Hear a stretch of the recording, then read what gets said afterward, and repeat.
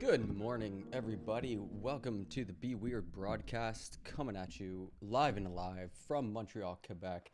How you doing, everybody? How's it going? It is a lot of things have happened around the world, in America and Ukraine, and we're gonna talk about it, I guess.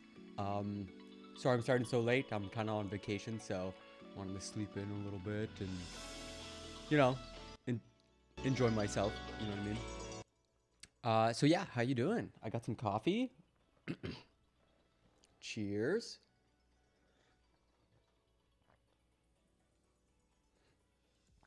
I got a bunch of news lined up. We got some war footage. We have some State of the Union. We have some interesting stuff that popped off at the UN. Interesting economic news. All sorts of things are happening. And if there's time, and if my computer can handle it, we're gonna play some Elden Ring later, which should be fun. And yeah, I'm hoping it's gonna be a good stream. I haven't been streaming for a few days now. Just needed a bit of a break. All right, I'm gonna kill the music. Song's literally called Sheesh. Shaheesh. Not sure if I'll use that track again. It was a bit bland. So yeah, how you doing? How you doing, everybody? We're going to, and thanks for the new follows, Ashley Hope and Death of Certainty. Paradigm Shift, of course. All right, what do we got here? I came across like a summary, so I thought this would help catch everybody up. As of last night. And then when we caught up on all the other particular news and footage, then we'll check back in on this Reddit live thread. And if there's no live streams to watch, we'll skip over to the State of the Union. So, this caught me by surprise. This is the only little bit I've read. U.S. revises assessment and believes that Kyiv will likely be encircled within a week and fall in the next 4 to 6 weeks, with a longer war in Ukraine lasting 10 to 20, 30 years. Unconfirmed reports that Ukrainian forces have destroyed a large Russian convoy near Bashtanka in the Mykolaiv region. Russian forces advance in the Sumy region, though do not appear to hold the city yet. Reports that paratroopers have landed in Kharkiv with another push to take the city tonight. So we're going to find out if Kharkiv fell. Oh my god. Civilian death toll in Mariupol continues to climb to 33 as Russian forces make a strong push to take the encircled city. Slovenia's consulate in Kharkiv was destroyed yesterday by the attack on the central square. Highly unconfirmed reports that Russian soldiers mutinied in Crimea when being told to stage an amphibious assault on Odessa. Yeah, I heard about this, but it's still unconfirmed. Ukraine claims that its success in neutralizing assassins targeting Zelenskyy came from a tip-off within the Russian FSS from someone who disapproved of the war. Wow. So someone tipped off Zelenskyy and his team to neutralize the assassins. That's one way of putting it. Did they kill them? Proposed deal to supply Ukraine with Soviet-era planes from Eastern European NATO countries collapses. Biden announces in his State of the Union speech that the U.S. will close its airspace to Russian planes, and we're going to watch that in full. I'm pretty interested in it. Some odd stuff happened with Bobert, so we're going to watch it. It's always fun to watch the most, powerful man in the world deliver a speech, especially like, hey, where are we as a country? U.S. and allies plan to release 60 million barrels of oil from strategic reserves to stabilize global oil prices. Exxon joins other major energy companies, BP and Shell, in exiting operations from a liquid natural gas terminal in Sakhalin on Russia's Pacific coast.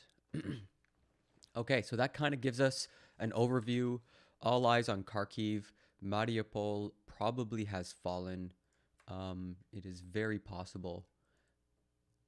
This happened, I think, 2 days ago and is shocking footage. Be prepared. This is not comfortable to watch. This is like, I think, a governmental administrative building in Kharkiv, Ukraine.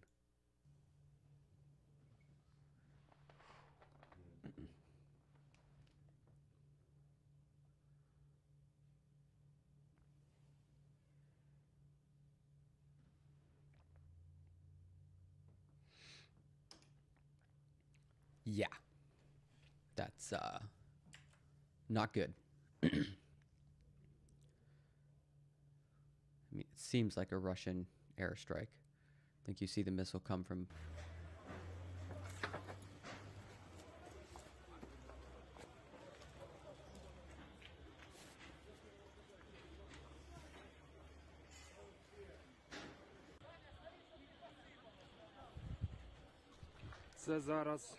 Six people have been injured, including one child. Death toll being determined. Oh my god. This was big news. The Ukrainian newspaper Pravda, which is Russian for truth, I believe, leaked what appeared to be personal data of 120,000 Russian soldiers fighting in Ukraine. If confirmed as accurate, we're probably looking at one of the best timed and most devastating leaks of all time. So there's a really interesting follow from this. I have to sort of like do a mea culpa and apologize because I came across a tweet from like the UN saying, don't put footage of soldiers, of prisoners of wars, even if it's going viral.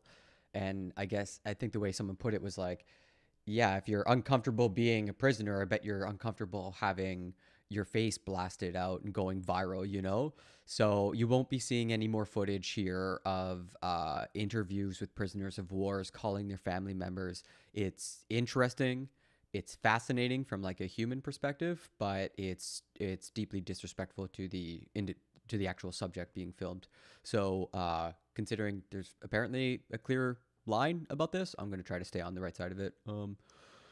But that being said, Pravda has gone ahead and leaked, basically doxed 120,000 Russian soldiers. And some of the commentary on this is that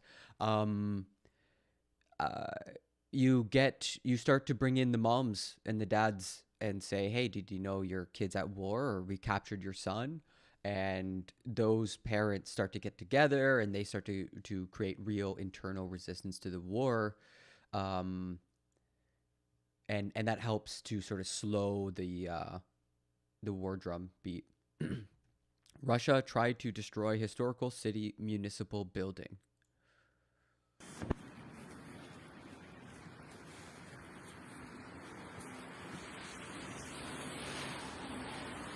Это пиздец, ёбаный нахуй. Сука, лучше бы чай с булочками ел. Пизда. So he must have heard the blast and then pulled up his phone.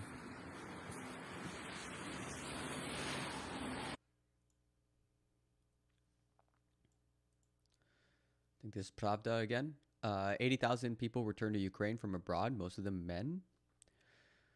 Source, State Border Guard Service, quote, patriots who were working or temporarily living abroad are coming back to Ukraine to join the armed forces, other military formations, and territorial defense. We are proud of our compatriots. Details. Border guards have issued a reminder that all checkpoints on the western border are open 24 hours a day. Border checks have been simplified as much as possible, and the list of documents required to leave or enter the country has been minimized. Interesting. This is such a great way to set up your article. Like, substance of the article, source and quote, details and additional information. This is usually just like implied. It's very rarely given headers. It's really nice, actually. We urge people not to offer bribes to border guards to facilitate crossing the border illegally or without queuing. You will be turned away. The police will be informed and you'll be taken to the military registration and enlistment office. You're just distracting people. Interesting. Oh yeah, so just to follow up on what I was saying before, here are the Russian mothers receiving Russian mothers receive official letters telling them their sons have died. In a let's watch Moscow this. park, Natalia Denyeka tells me of her fears for her son Rafik, who's 19. A Holocaust memorial. I haven't heard about that, Matt Giberson. But I'll make sure to make note of it if we come across it.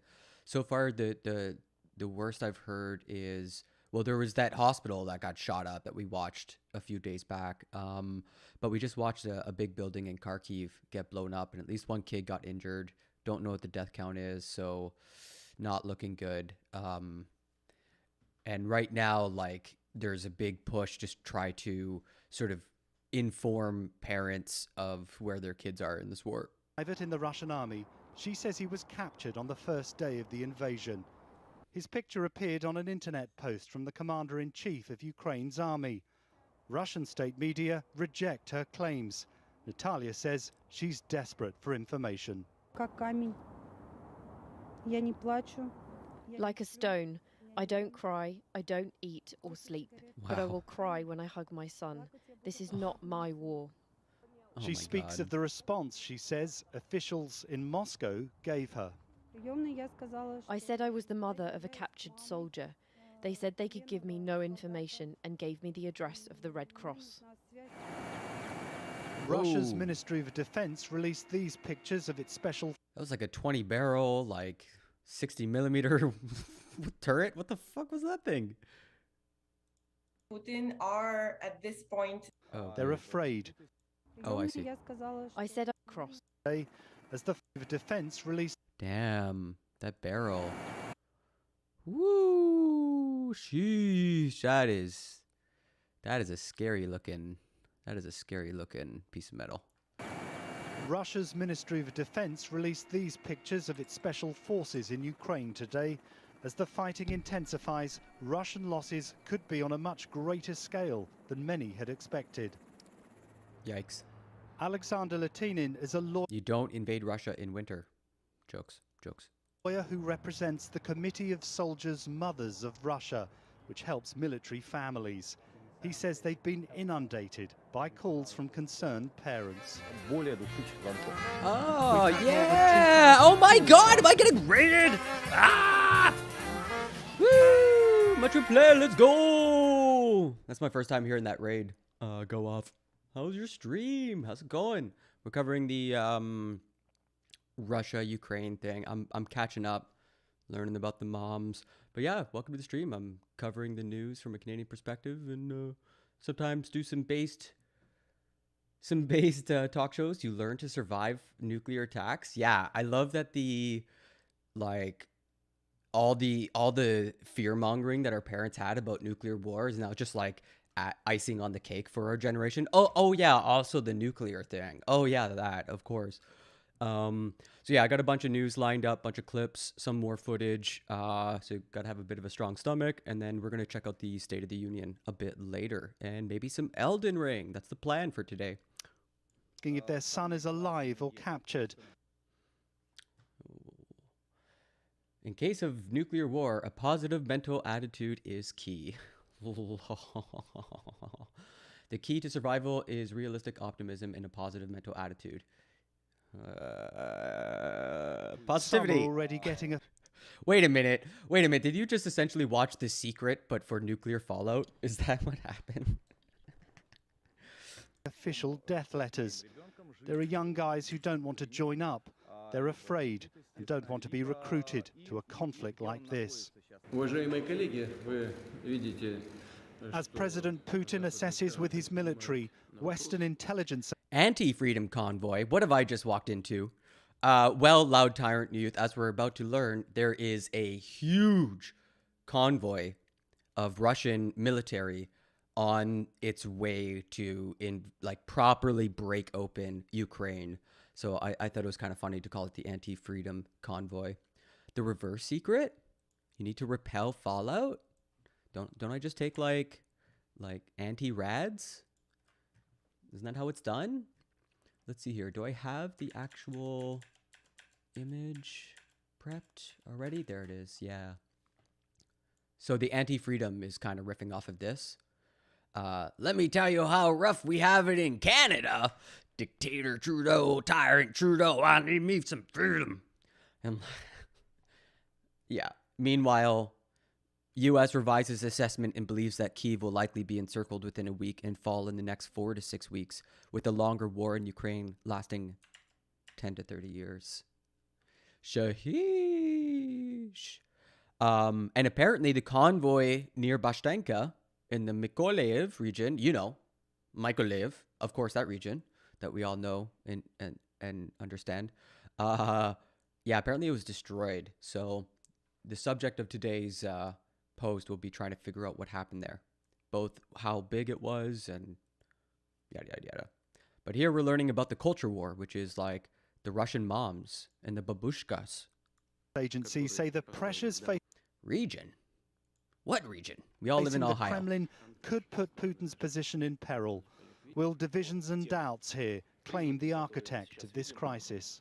People around Putin are at this point spooked at where things are going, because it is clear that things have gotten out of hand in terms of the resistance.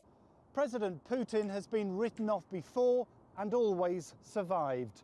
But many wonder whether he's gambled too much this time. The Kremlin says everything is going to plan. But will the challenges of sanctions and military losses? So a Russian saboteur was caught red-handed by a civilian. This is some crazy shit. So we're on a balcony. We're looking down into a street.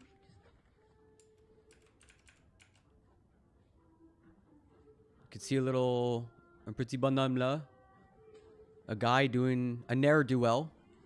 Someone walking by, all super cash. Boom, kicks him. Chases him down. Absolutely controlling his body. Completely on top of him. Total control. Puts him in a headlock.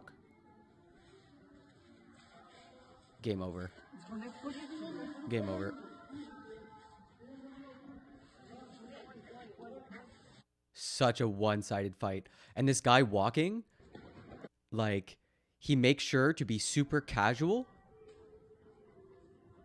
Because he gets spotted. He walks, he keeps looking straight until he gets right behind the back. And the other guy is looking over his right shoulder to make sure he's keeping an eye on him. And as soon as he hits that back point, boom, kick to the shoulder. So that guy knows exactly how much strength he has. And then, yeah, he's afraid, and he's got complete control over this fight. Guy's in absolute defensive, not even trying to attack, and just submits to a headlock, and now he's fucked. He's a prisoner. He's not getting away. Like, this guy's also huge. Yeah, absolutely wrecked. Absolutely wrecked. Okay, we got some stronger. Oh, and on that note, actually, Zelenskyy assassination plot foiled, Ukrainian authorities say. Ukrainian National Security and Defense Council Chief Oleksiy Danilov announced during a briefing Tuesday that Ukrainian forces had foiled an assassination plot against Zelenskyy, according to a Telegram post from Ukrainian authorities. Why it matters. And here we're seeing that same style, from the journalism, but not descriptive, but more like breaking down, like, interesting, the front half and the back half. Zelenskyy has said since the start of Russia's unprovoked invasion of Ukraine that he would be a prime target for assassination. Number 2 on that list is fam. Oh my god. As he famously said, I don't need a ride, I need ammunition. Let's go, brother. Last Thursday, he warned that Russian sabotage groups had entered Kyiv and were hunting for him and his family. The big picture? Can you imagine being hunted by the Russians? I mean, the thing that's particularly frightening about that, Loud Tyrant Youth, is that Russian espionage and assassination is like top tier. Like, who is it? Like, there's the British ambassador who got suicided, or excuse me, he got unalived in Roblox, and yeah, there's a couple stuff like that. Yeah, they're really good at it. Let's just say the Novichoks, their brand of poison that they use, and everybody knows it's them that did it. You know. Big picture. According to Telegram message, Danilov said that a unit of elite Chechen special forces, Jesus Christ, known as Kadyrovites, had been behind the plot and had subsequently been, quote, eliminated. We are well aware of the special operation that was to take place directly by the Kadyrovites to eliminate our president. Ukrainian authorities have been tipped off about the plot by members of Russia's Federal Security Service who do not support the war, he added. That's amazing. Like, Ukraine has won the information war so handily, so immediately, that there's already like massive defection within Russia's ranks. Chechen? The only thing I really know about the history of Chechnya in the region comes from Fargo, I'm ashamed to admit.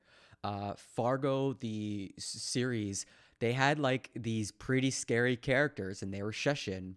And essentially the end of the arc, spoilers ahead for like I think season 3 of Fargo, one of the Chechen strongmen ends up getting killed, and he gets killed by like I think someone who had been historically oppressed by the by Chechnya.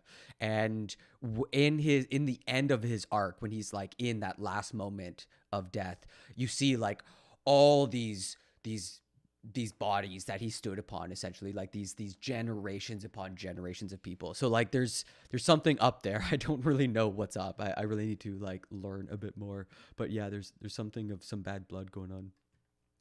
Maybe that's just misinformation. Russia threatens to block Wikipedia for stating facts about its war casualties, editors say. Russia's censorship office, the Ministry of Truth, I'm just joking, claims that an article listing of Russian military casualties as well as Ukrainian civilians and children is false. Yeah, here's the threat. Roskomnadzor, Russian censorship agency, has threatened to block all of Wikipedia from Russia due to its Russian invasion into Ukraine article. Russian invasion into Ukraine. Fake news, everybody. So is this a country? I think it's a region of Russia. Chechnya. Russian Republic. Grozny is, I think, its capital. You see it's really close to Georgia. The heart of Chechnya. Beautiful. I think it's primarily Islamic. Near the Caspian Sea. Yeah, it's this little region down here. Southern Russia. Yo, you and me both. You and me both. I have to. I mean, thank goodness we live in, the era of the internet. We can just look things up, So, yeah, I'm curious what the casualties and losses. 5,768 killed on Putin's side. 12 to 13,000 wounded, compared to 4,600 killed and 9 to 10,000 wounded. Wow, so it's almost equal, but 2,700 captured. Yikes. And 10,000 joined Russian forces after annexation. So that must be the rebels.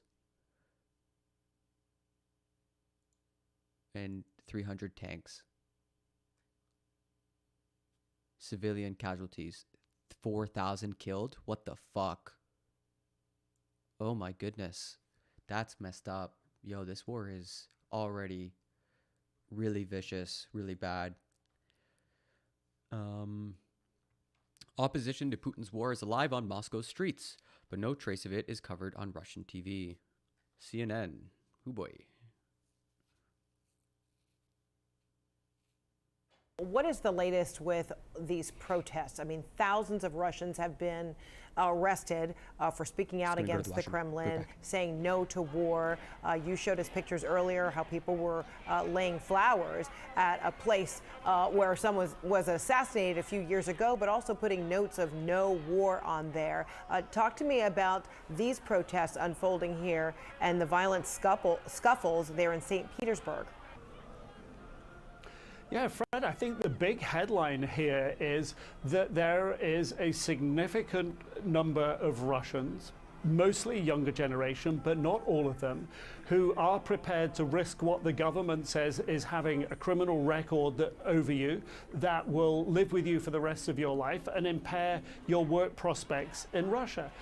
Because this is the fourth day we've seen this, and the number of arrests continue to go up. It's more than 5,000 across Russia now, several hundred more today in Moscow. St. Petersburg, another big city in Russia, big protest there again. So despite the fact that President Putin is putting a lot of police out on the streets, riot police to arrest people, this is not putting people off from coming out and voicing their anger, voicing their frustrations, voicing their support for Ukraine as well. So all of this is playing against the narrative that President Putin wants to portray, one of need to do this, one of success in carrying it out.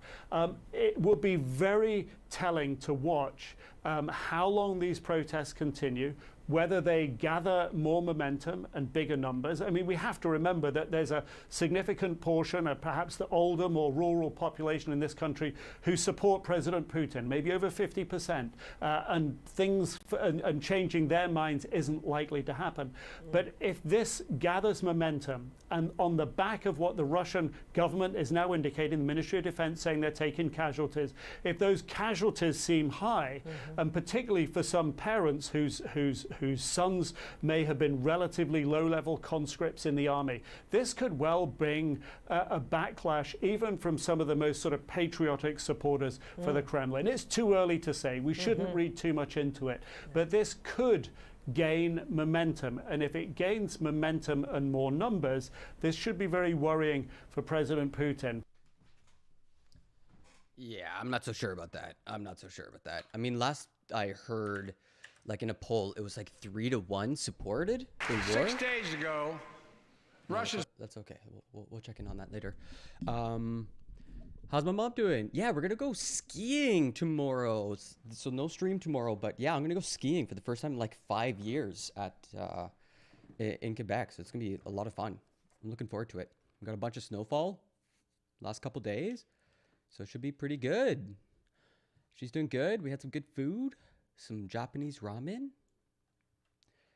Apple halts product sales in Russia. Can't get Apple computers anymore. Boom, boom, boom, boom, boom. Microsoft identifies and mitigates a new malware targeting Ukraine within 3 hours. Like, now the corporations are getting in on it. Like, Microsoft defending Ukraine, Apple pulling out of Russia.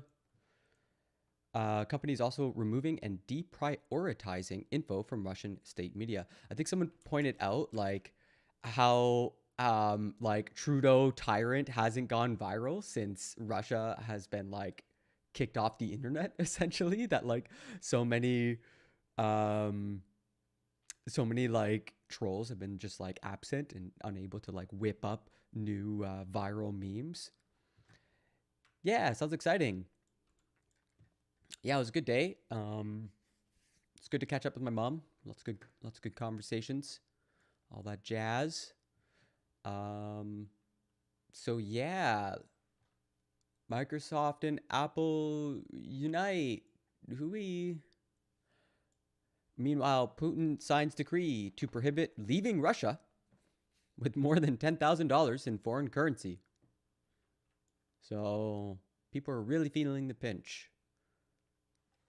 I think there's like other messed up stuff out of Russia. Like I've been coming across some news that children are getting arrested for protesting the war. All right, gird your loin, like, you know, strong stomachs. чтобы много людей не собиралось, чтобы они не говорили, что... My God. Почему ты там сидишь? Все будет хорошо, ты мне веришь? Хорошо, почему ты там сидишь? Потому что задача, чтобы много людей не собиралось, и чтобы они не говорили, что они против войны, понимаешь? Выйдем, конечно, не волнуйся, пожалуйста. Сейчас ты рядом. Bro, what? So a lot of people don't gather, and so they don't say, "Why are you sitting there? Everything will be okay. Do you believe me? Okay, why are you sitting there?" Mom, because of task. So a lot of people don't gather and say that they're against the war. Understand? Will you get out? Of course we'll get out, don't worry. When? Right now, you're near. It seems they both were arrested and separated. Yikes.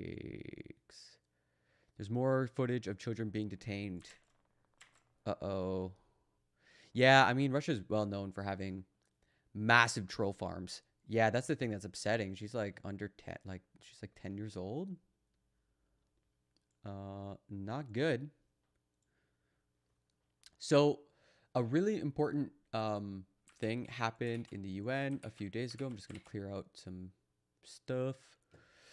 Diplomats from different countries left the hall of the UN Council on Human Rights ahead of a speech by Russian Foreign Minister Sergei Lavrov.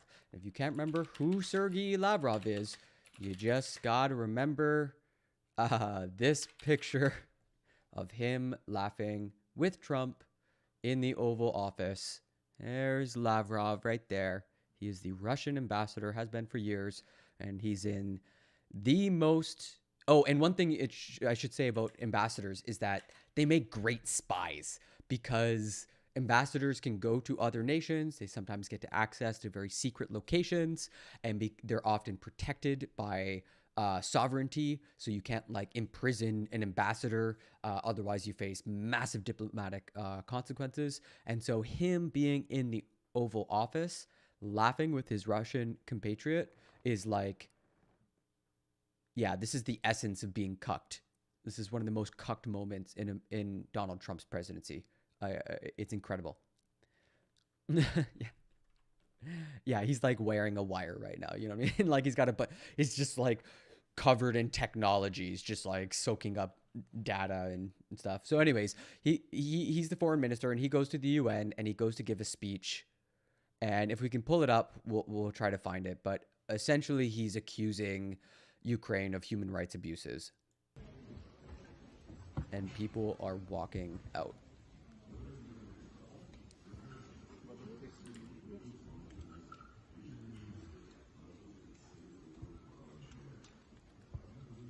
Very not good.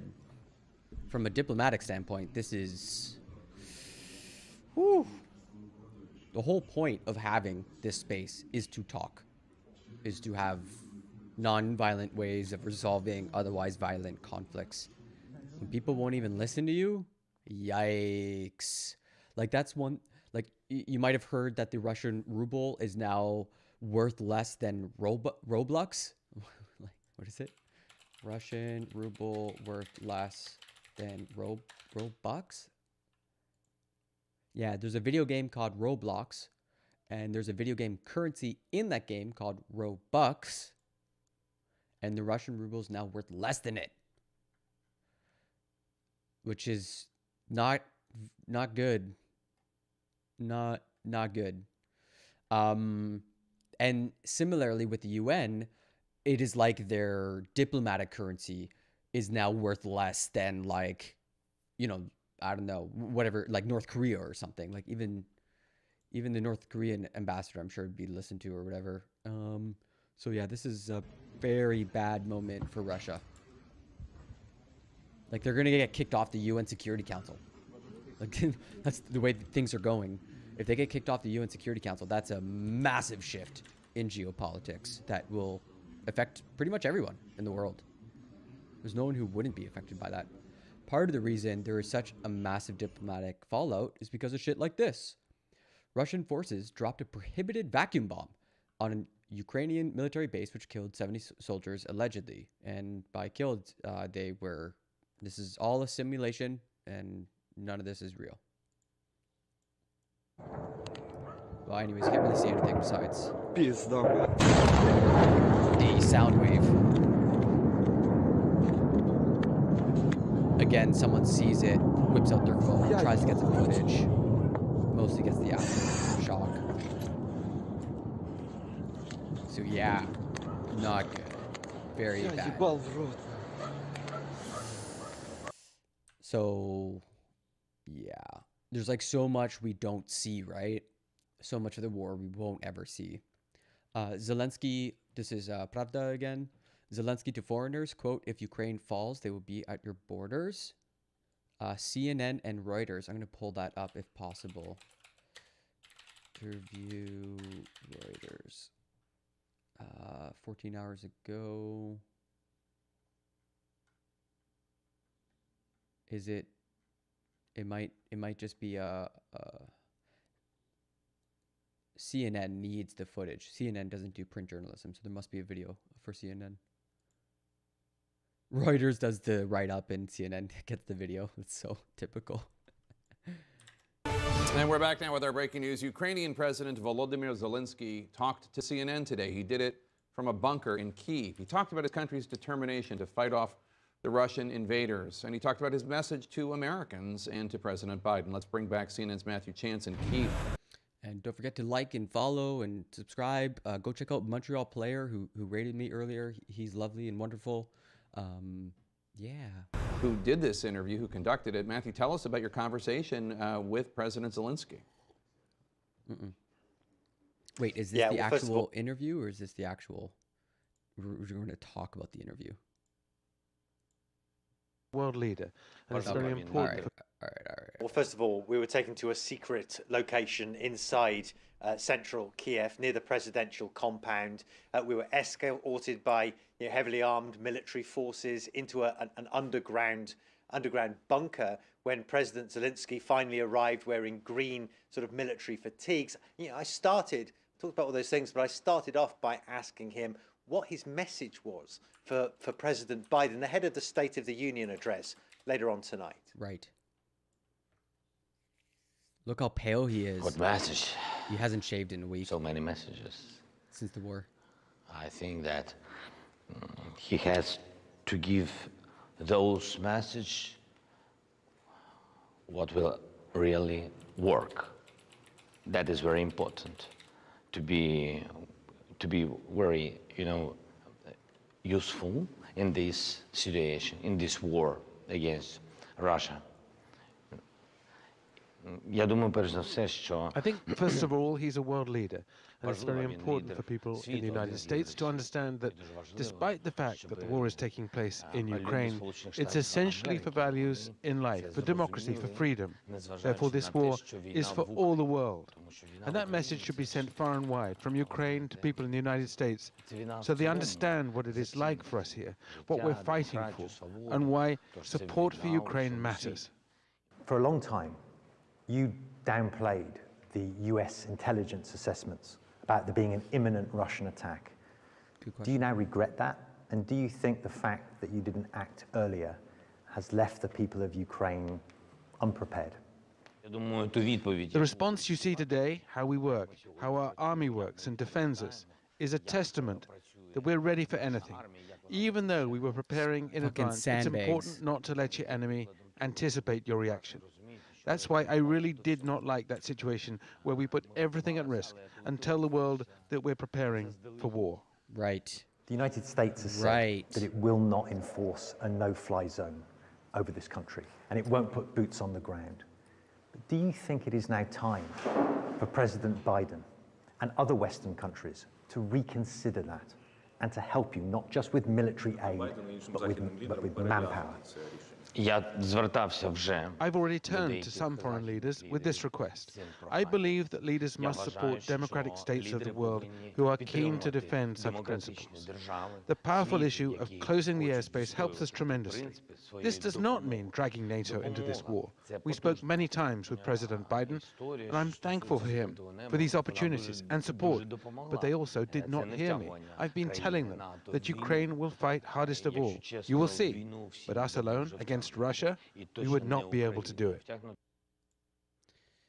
Okay. I mean, he's speaking like a wartime president. Holy cow. So these folks have come from Germany. What an impossible.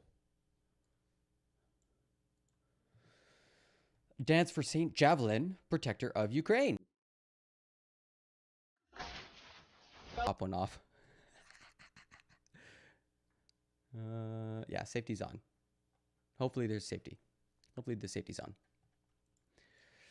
Erdogan calls on the European Union to show sensitivity about Turkey's membership. That's right. Now this guy trying to get in on it. Remember when there was a coup d'etat in Turkey, and then a bunch of like teachers and dissidents got arrested in the crackdown that followed? Remember that? Remember that from Erdogan, the totally normal and legit leader of Turkey? He deserves to be in the EU. Now's his time. Will you put Turkey on your agenda when someone attacks us too? He said. So, yeah. Seems opportunistic. Russia intensifies attacks on Ukrainian cities, officials say. After a Russian strike on a TV tower, air raid sirens rang in the capital Kyiv on Wednesday. According to Ukraine's military, Russian paratroopers landed in Kharkiv, the country's second largest city. Kharkiv's mayor said on Wednesday multiple people have been killed and more than 100 have been injured during the night. In the south, Russian troops surrounded the city of Kherson, but the mayor claims it is still under Ukrainian control. Perto aqui de qualquer cidade da Ucrânia tem uma fila de carros como essa aqui. São checkpoints, civis, soldados, enfim, muita gente com armas tentando checar quem está chegando aqui. Atrás de mim tem uma fila imensa de carros e aqui atrás dá para ver o tamanho da fila. Faz frio agora, está nevando um pouquinho. Todo mundo saindo, fugindo de Kiev. Blocks, can't really get out, I guess. Nessa noite longa aqui na Ucrânia. We haven't heard anything, but we were under no illusions last night that we had to get underground. Reason being, we'd seen this taller structure in Kiev get struck by 2 missiles. They didn't directly hit, but 5 people were killed just nearby. Wow. And this is a really prominent TV tower in the center of the city. The channels were briefly disrupted, but they were restored. But that, alongside a Russian defense ministry announcement urging Ukrainians, people in the city, to leave ahead of it striking a number of sites. They didn't go too specific, but they're thought to be sites used by the security services, as well as communication sites too. Wow. And so that, along with these reinforcements that continue to gather on the outside, we know there's still an offensive coming from the Hostomel air base to the west of the city, along with that 40-mile-long convoy, which experts don't think has moved significantly overnight. We had to get underground.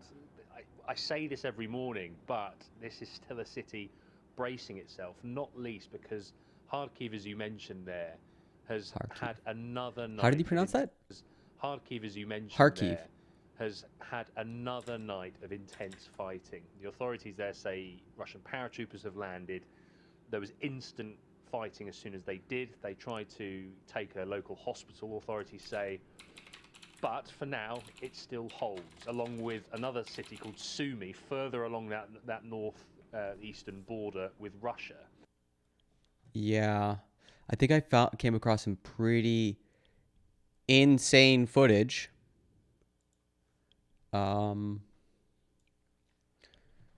This is the mayor of Kharkiv says at least 21 people have been killed and 112 injured. Oh, I'm sorry. The next video played on this. My bad. Mayor of Kharkiv says at least 21 people have been killed and 112 injured during the last 12 hours of shelling. This was 7 hours ago. The city is going through another day of heavy fighting. The regional police department has also been hit. Oh my God.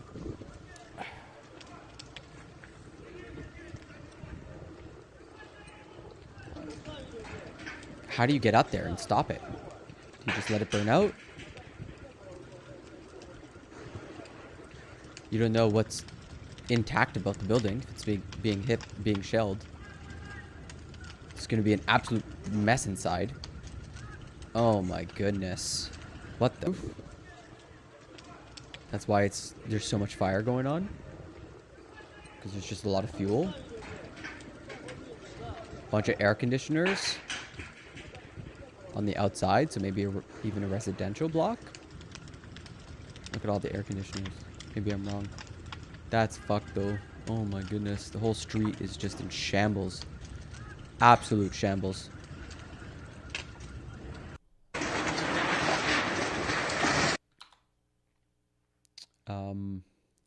He had mentioned there was something in here.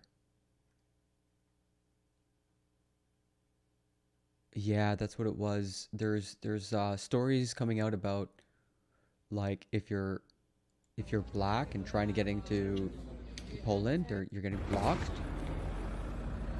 Only like white folk are being let through. I don't know what this video is supposed to show yet, except that people are camping out outside the border.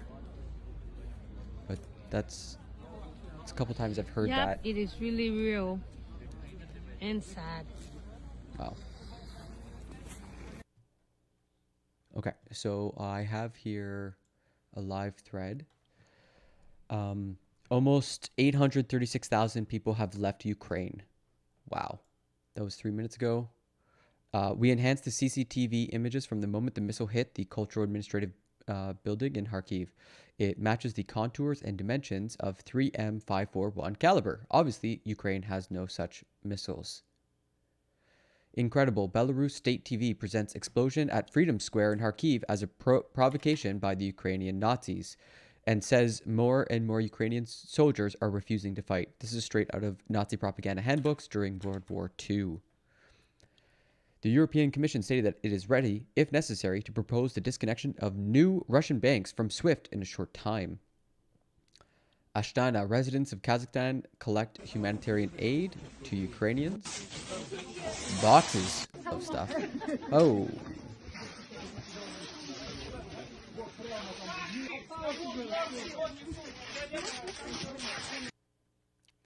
Car manufacturers around the world are suspending vehicle exports to Russia amid its ongoing war with Ukraine. Russian media now accusing Kazakhstan of Russophobia and Ukrainization, whatever that is supposed to mean. Not suggesting Russia will attack Kazakhstan, but worth pointing out this is exactly how they built up their narrative against Nazi Ukraine. Polish Prime Minister Mateusz Morawiecki has offered the European Union to accept a financial assistance package for the restoration of Ukraine in the amount of 100 billion euros. Wow, Poland really stepping up. From the Kyiv Independent, we obtained a voice message by a woman from Aleisk, Russia. She says that, quote, coffins are arriving, end quote, in their city after a local unit was defeated in Ukraine. Quote, only 18 out of 150 guys survived, she says, sobbing. That's war for you. Yeesh. From Euromaidan Press, Ukrainian citizens of Melitopol hold a protest against the Russian occupation of their city, sing the Ukrainian anthem, wave Ukrainian flags. Again, unarmed civilians protest against their armed occupiers who rolled in on tanks. Crazy.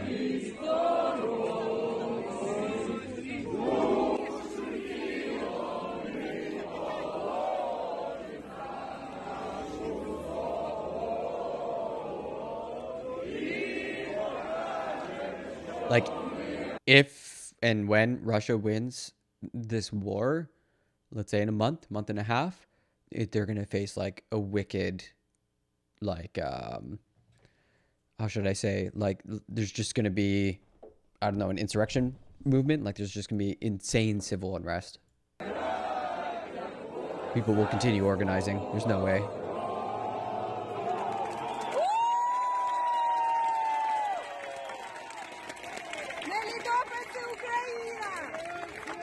Democracy for Ukraine. Glory to Ukraine. I know like 4 words in Ukraine now. Ukrainian. Firefighters were seen battling the blaze. Is this the... Oh, this is the same clip but from a different angle? Yeah, we watched this. Expelled from Ukraine in 2014, President Yanukovych is now in Minsk. The Kremlin may try to declare him president of Ukraine or use in another operation, according to Ukrainian intelligence, as Pravda reports. And he was sort of the Russian puppet that was ousted during the Maidan revolution. Coordinated actions with Prime Minister, this is from Zelensky's Twitter, coordinated actions with Prime Minister Boris Johnson, Bojo, reported on the course of Ukrainian defense and the latest crimes of Russia against the civilian population. We are grateful for British continued significant assistance in combating aggression. Together with partners, we defend Ukraine. Thousands of Ukrainians go to rally against the Russian military who want to occupy the biggest atomic station in Europe, Enerhodar. Enerhodar? I don't know how to say that. Let's blow that image up. They got their little raincoats on. See some flags. It's pretty deep too, actually. Oh, thousands. Oh my God. Mothers rock newborns in cradles amid mattresses piled against the windows for protection. A hospital basement in Ukraine's coastal city of Mariupol has been transformed into a bomb shelter and maternity ward amid shelling during Russia's invasion. Wild. A DoD source tells me I can say with certainty this is happening. Quote, in some cases, Russian troops have deliberately punched holes in their vehicles' gas tanks, presumably to avoid combat, the official said. The Pentagon official declined to say how the military made these assessments, so they didn't provide their evidence. The lead Russian soldier is walking around with 2 hand grenades held in the air, presumably with their pins out? Wait, what? Russian delegation came to the city of Konotop to negotiate a surrender, effectively said that the city would be destroyed in the fighting otherwise.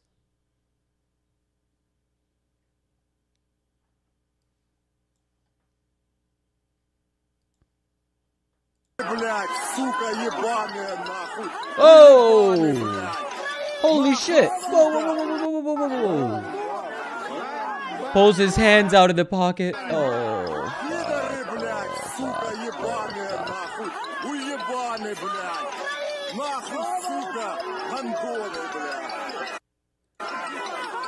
That weird music is annoying as hell.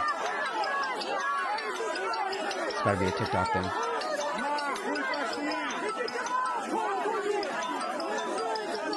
Oh my goodness. And people are getting all up in his face.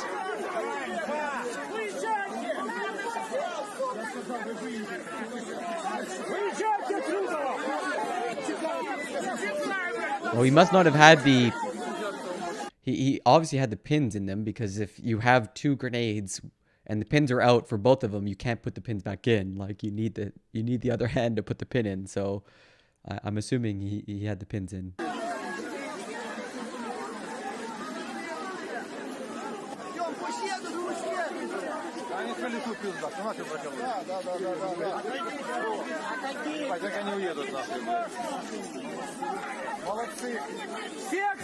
Yeah, people power.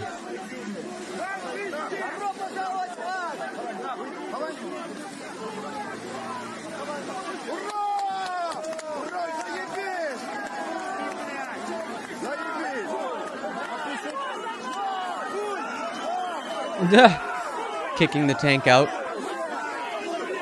Get out of here. Yo, Canada can't get trucks and transports out of its capital city, and these people are kicking tanks out.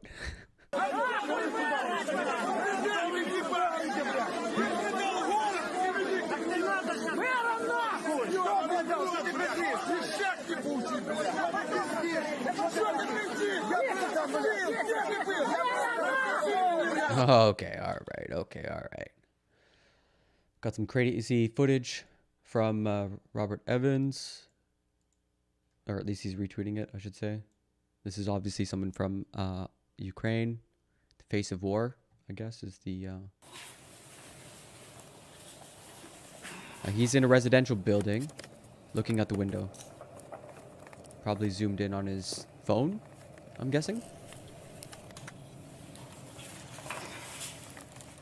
Oh!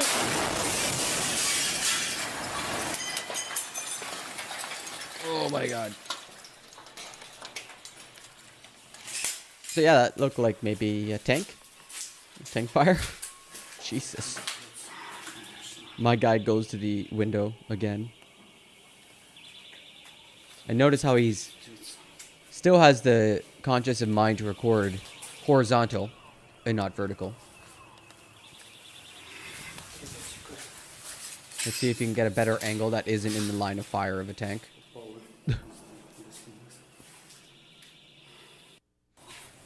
Yeah, that's... Oh, I think there's the tank right there, right? Right there? That little brown spot?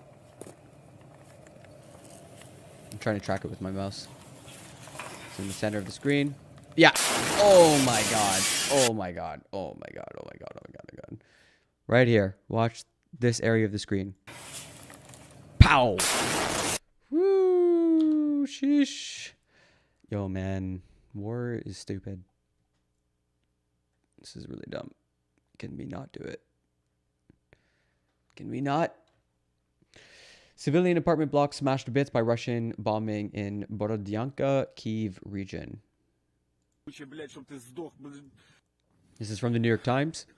Pravda, I should say. Gerashenko. So I guess New York Times is just kind of signal boosting it. The man recording it says, "This is Borodyanka." How does he pronounce it? Borodyanka. What is this street? This is next to the roundabout. Sasha restaurant is here. This is where Sasha restaurant is on the way to Kyiv. They're bombing peaceful citizens. 2 buildings fell down. They dropped 3 or 4 bombs. The plane did 2 sorties. We are hearing cries. We'll try to find survivors. Fuck. Oh my god. No more building. Jesus. Someone was moaning over there. Maybe on the 3rd or 4th floor. I have to figure out which section. Fuck. There is a military column on the move. They'll be shooting now. Oh my god. Be damned, you Russian. I hope you die soon, you stinking expletive scum. Russia paid us a visit. This is someone else, Eldon WW via Twitter. So that's how things are here. Take a look at what's happening. Take a look at what's happening here. Expletive. Brotherly nation came to us. What was his handle? Alden.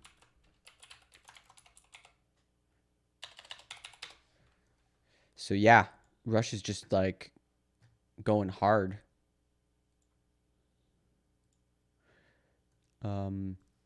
Kharkiv University, Kharkiv Air Force University destroyed.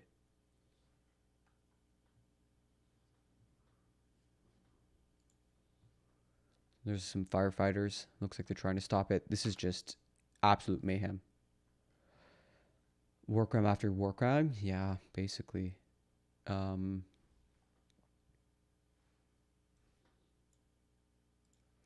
Protest in Melitopol against Russian forces in the city. I think we saw this, but from a different angle.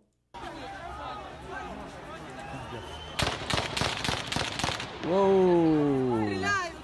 Hey Jeremiah, how's it going?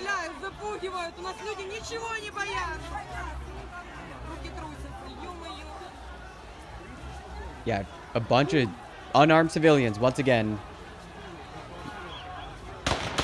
Whoa! Nobody's scattering. Nobody's freaking out. They're just like, yep. Think that's gonna scare us? Kind of hate being a human lately. Yeah, humans, not even once. Oh my god, more shit. Oh my god. Wow. Wow. Oh my god, my guy. Oh my god. Oh my god. Like eventually these... Oh, everybody's just running at it. He doesn't have anyone. He picks up speed and then stops.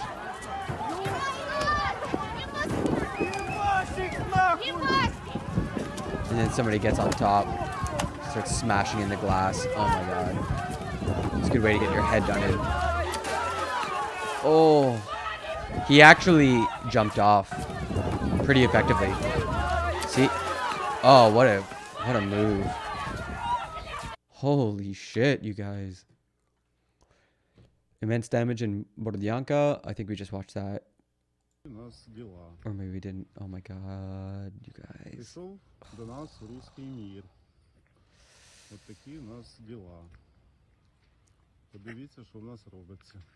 Oh my goodness. Yo, those are just residential blocks.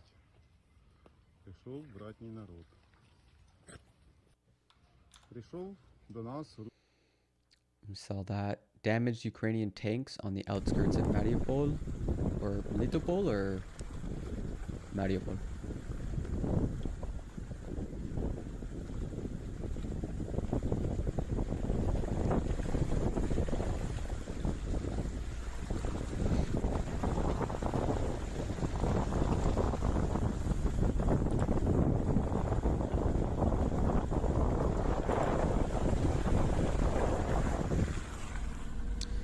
Right. Civilians tried to block Russian forces in Melitopol. Yo! Wow! What the fuck? Oh my god!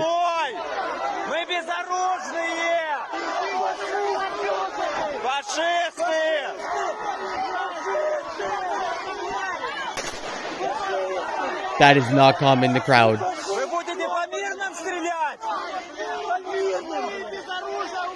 Gun's not working.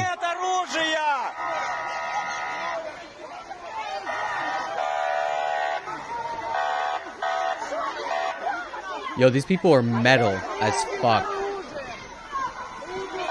He's just making them mad. Yeah. So they brought in the big truck.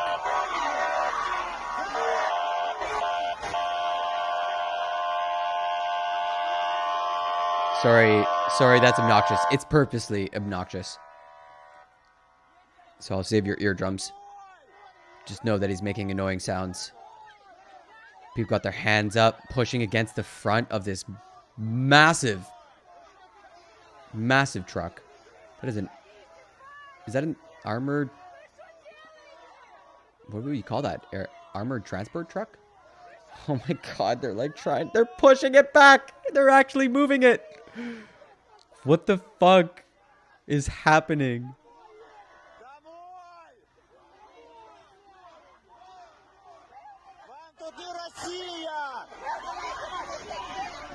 Wow, what a scene.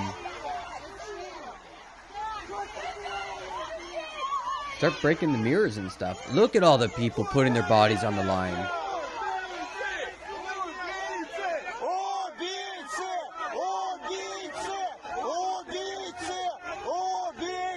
This is crazy. I can't believe these. How many Ukrainians are putting their bodies on the line in front of, like, military equipment? Tanks, armored transport trucks, doesn't matter. Holy shit.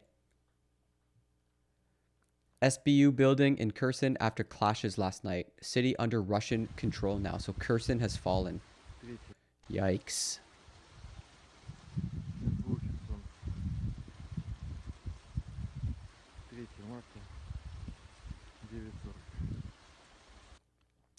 Mayor of Konotop with citizen discussing what to do. Якщо ми починаємо супротив, вони розносять місто артилерії. Якщо за, воюємо. А що ти не хотів вчора палити? Хто за те, щоб воювати? I don't know what he's saying, but I think you can see the kind of scene that's going on here. Citizen blocking Russian convoy that is trying to enter Starobilsk in Luhansk Oblast. Is this the same scene we were at before, maybe? Doesn't look the same, honestly. Oh. Maybe. Maybe. This is the sensible person who's like down the block, like far away from the drama. Oh my goodness. Vehicles of Russian forces on Kherson Freedom Square in front of regional state. So yeah, this is how we know that Kherson has fallen. Shit. Shit. 1 hour later, reportedly SBU building has been stormed and taken. These are Russian forces patrolling Kherson at night. Shit. Yeah, like... Oh yeah, there's the Zed. Russia's got the troops. Like this is Russia the bear. Like, come on. The fact Ukraine has held out this long already is shocking. Results of overnight shelling in Bela Cerkva. Oh my god.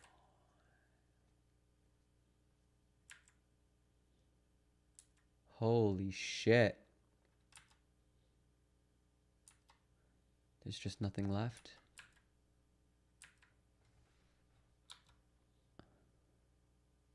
Strikes. This is the one hitting the TV tower.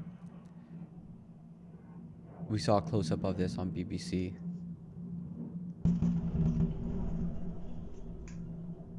Looks like the first one missed. Oh.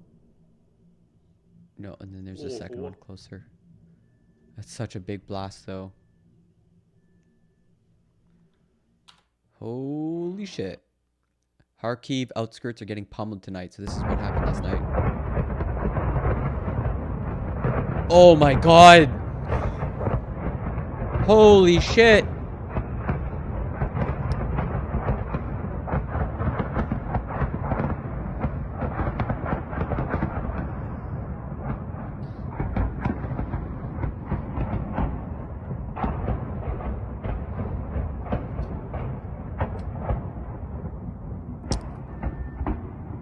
Yo. Oh my goodness.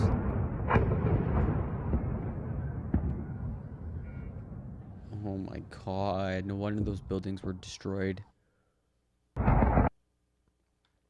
Russian Mil Mi-35 downed in Kherson Oblast. Whoa.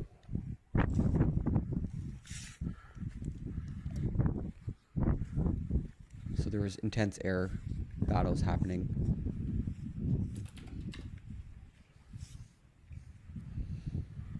Капец, короче, грубый металл. Нормально.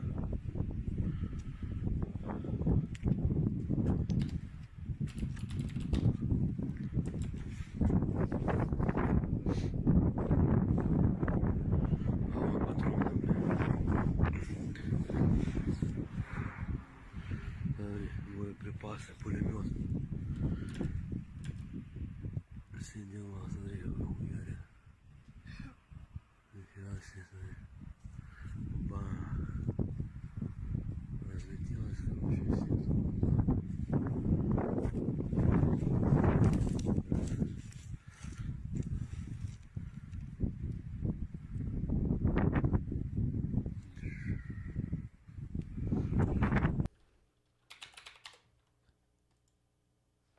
Give me a sec.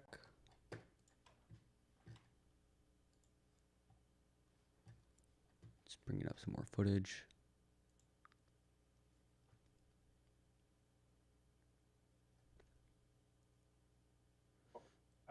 Operation, but that will be important for Turkey and for Ukraine. So they have a kind of mutually dependent. France 24. I'm curious if you can see anything. Turkey, it seems, on the live streams. On the face of it, has taken sides. It's chosen Ukraine over Russia. Do you think that Russia will retaliate against Turkey? There's a refugee crisis happening at this point, there is nothing already. Much new in Turkey's position. because Turkey, as we know, has rejected the annexation of Crimea in 2014 and has said so consistently. Okay, this might be a bit more interesting. Against critical infrastructure, against the power grid, or that Russia could disrupt internet access in Ukraine. Good morning, Trevor. How's it going? Ukraine off the internet. And, at least during the early days of this war, we have not seen that happening. But to be completely clear, that's the situation as of this hour, and it could change any minute. And why do you think that is, though? Why haven't there been any major large-scale cyber operations? Yeah, it's a good question, and the honest answer is we don't know. But, there are some possible explanations. It could be that, that there were attacks that were thwarted by Ukrainian authorities or by private companies, which also play a really important role in this, and that we simply don't know about them. I mean, cyber operations are fought in the shadows. That's part of their nature. And when it comes to shutting down the internet in Ukraine, I mean, the reality is that it's really not that easy to do that. You would need actual physical access to certain infrastructure, like internet exchange points. And we don't know if Russia at this point has this kind of access. But at the end of the day, it's all speculation. Meanwhile, hackers around the world have expressed solidarity with Ukraine. So how is that playing out? It's true, and actually the Ukrainian government itself has also called on people with cyber skills to launch cyber attacks against certain targets in Russia. And we have seen a number of attacks against websites of the Russian government over the last couple of days, for example. Now, how much, could this help Ukraine? These kind of cyber operations will not decide this war. But they do. Yeah. This is. We'll be moving on to the State of the Union pretty soon. Thank you, Ray. Welcome to the stream. Keep cyber experts in Russia busy fighting back, and there's also a certain psychological dimension, if you will. I mean, it's well known that Russia has invested heavily in its cyber capacities over the last 10, 15 years as it was modernizing its military. And to see this kind of solidarity expressed by cybersecurity experts, by hackers around the world, also sends out a message to the people. So Kaspersky has, there's a bunch of these, but you can actually see in real time cyber threats around the world. So America is a massive perpetrator. There's like a constant sort of cyber war going on in the background. So if we go to like statistics, you'll be able to find like, I guess the actual charts and stuff, but this is a bit more pleasing to the eye. You can see if we go to Ukraine, number 17 most attacked country. Russia, number 1 most attacked country. So yeah, they are very much losing this cyber war just because they've pretty much pissed everybody off. All those purples are probably the IDS.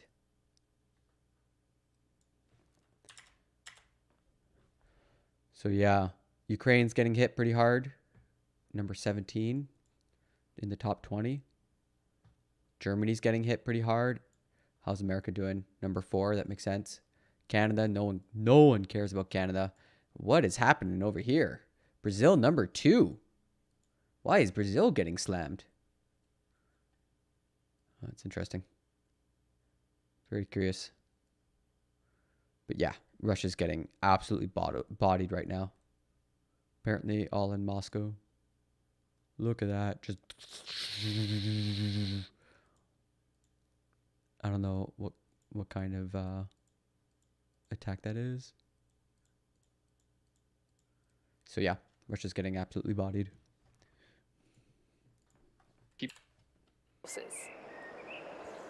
DW's chief political correspondent, chief political editor, Michaela Kufner. This is DW News, live from Berlin. A quick recap of what's going on in Ukraine at the moment. Perfect. Russian forces are continuing their attacks on the country's main cities. Regional government building in Kharkiv was ablaze following days of airstrikes. Russia claims it's taken control of the city of Kherson in the country's south following fierce fighting. Yeah, Kherson has fallen. Well, DW's coverage of the Russian invasion of Ukraine continues in the next hours here on the live channel. And of course, there's more on the website as well. That's dw.com. And don't forget to get the app. Here is Zelensky's address to the European Parliament.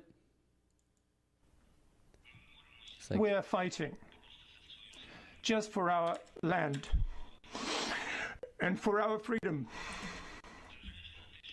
Despite the fact oh God, the translator's all crying. Cities of our country are now blocked. Oh. Nobody. Oh, I missed this. Did anyone on Twitch have the same reaction to Syrian cities?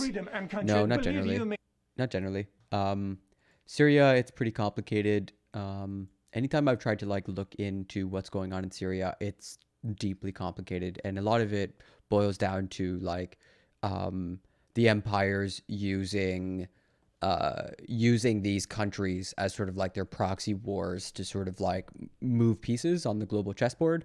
And Ukraine, like it's an easier information war to win for the West, mostly because of racist reasons. Let's be honest. We're seeing that like even at the Polish border, a lot of like people of African descent or who are black appearing are like getting pushed to the back of the line, even if they're like women and children and stuff, at least from what I've been hearing.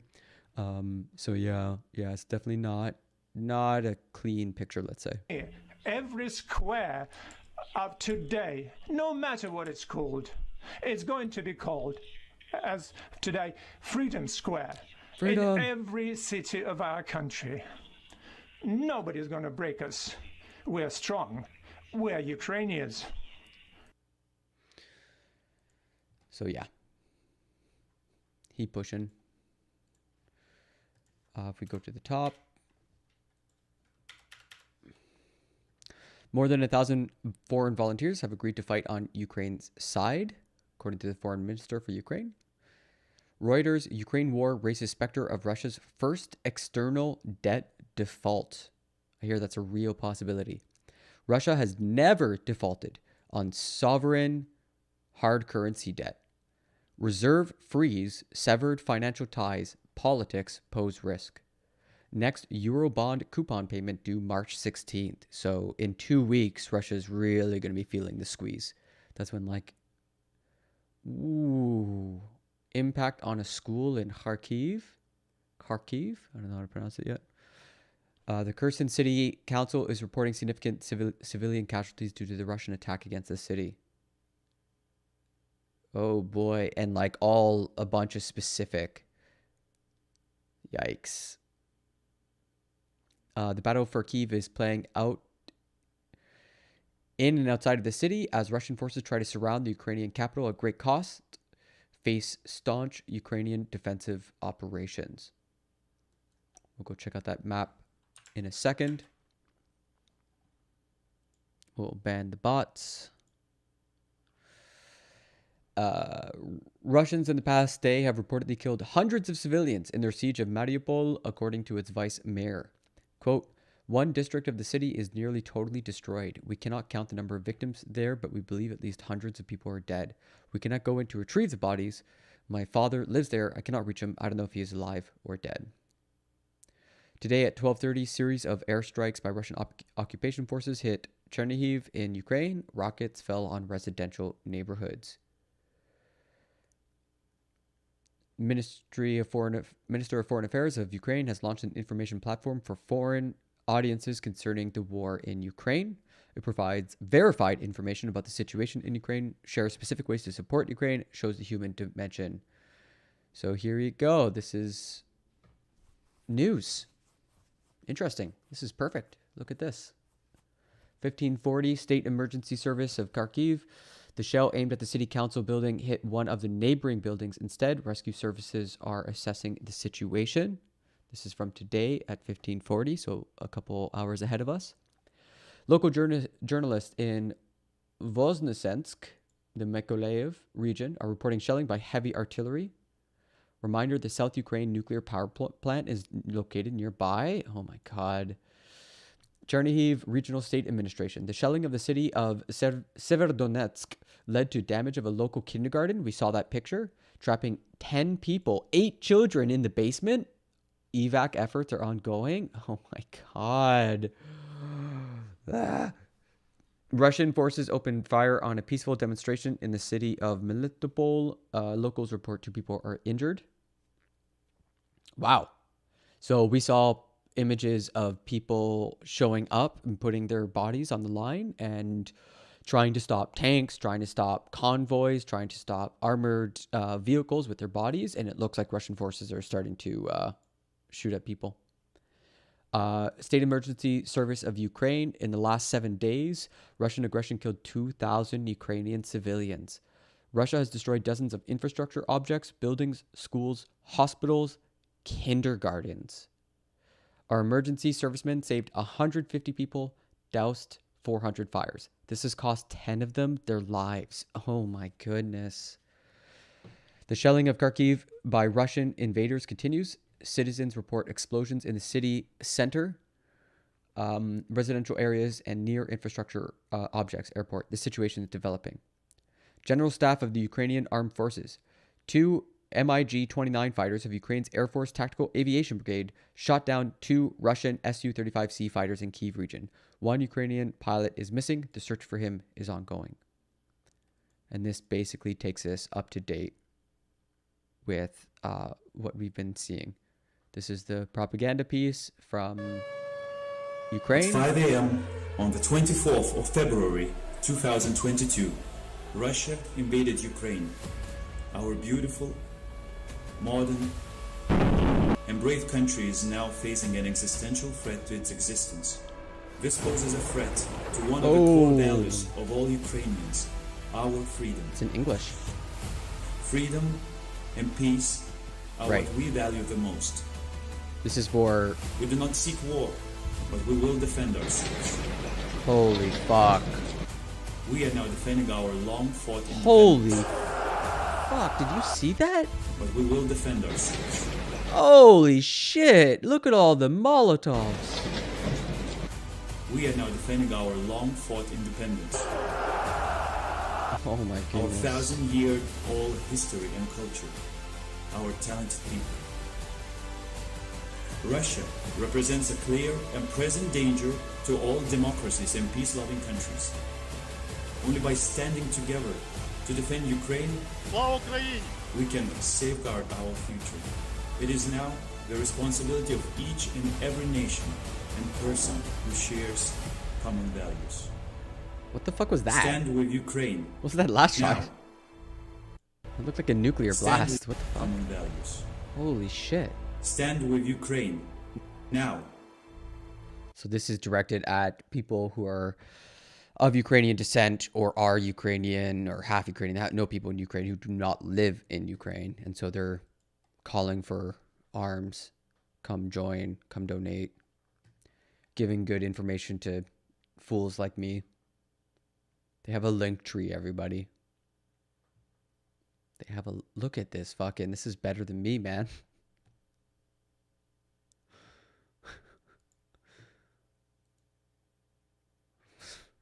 Gotta get on that Ukrainian Sigma grind set. Jesus. Is it worth the follow, though? Emergency hotline. Losses of the Russian occupying forces. Aircraft and helicopters. 200 tanks. 800 armored vehicles. Yeah. 2 vessels? They took down ships? How? How do they take down ships? Did they even have a navy? Okay, we were watching this. Very tense atmosphere at the checkpoints. We watched that. That was intense. Kherson, morning of 2nd March. So this would be before Kherson falls.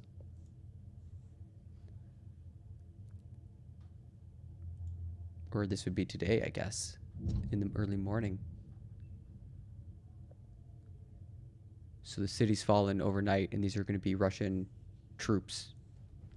Yeah, looking around, patrolling. Oh, and if you like the stream, follow on Twitch and like on YouTube. Subscribe helps me out.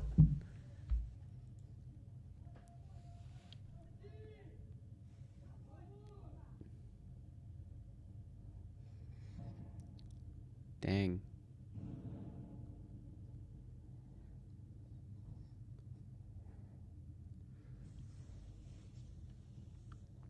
It's tripping over a little bit of the sidewalk. Shots fired.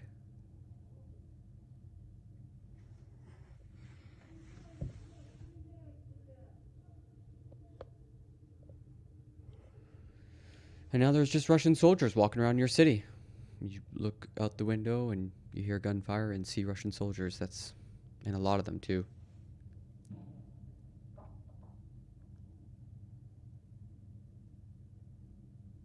My goodness.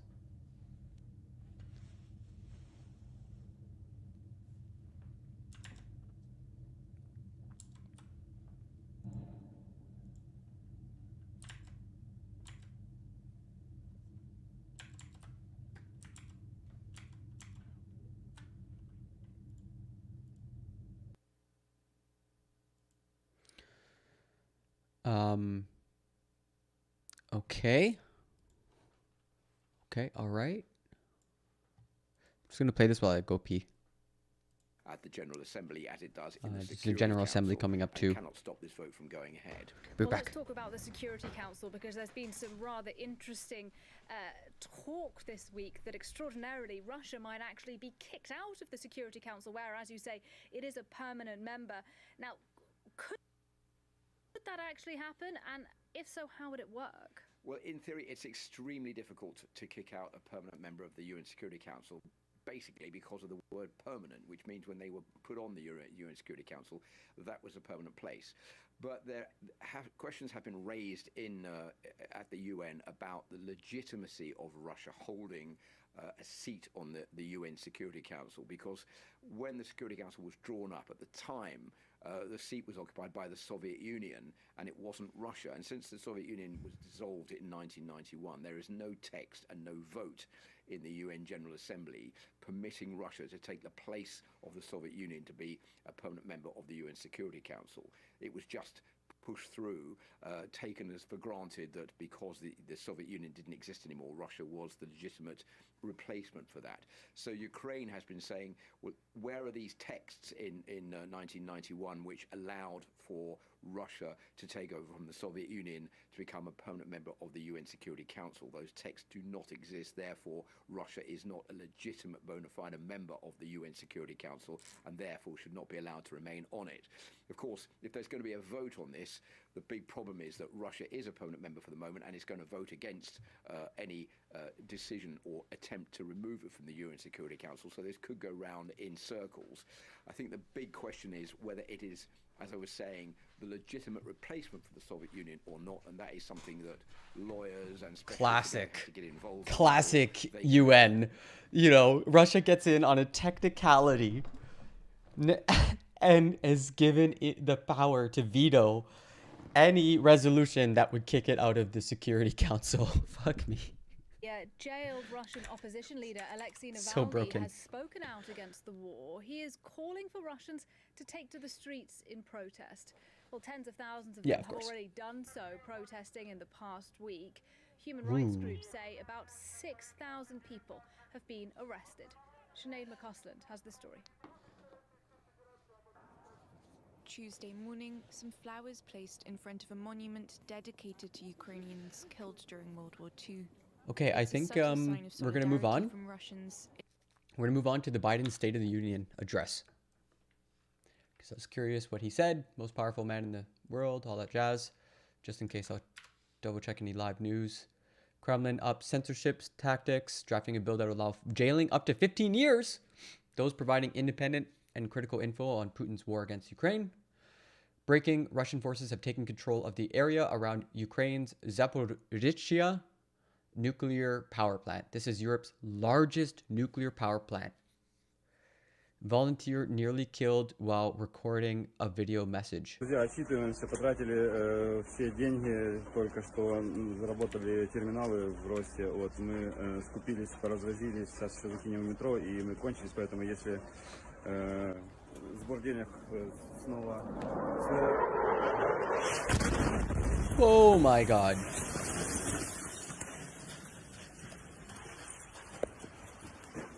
Oh my god, take cover. Yep.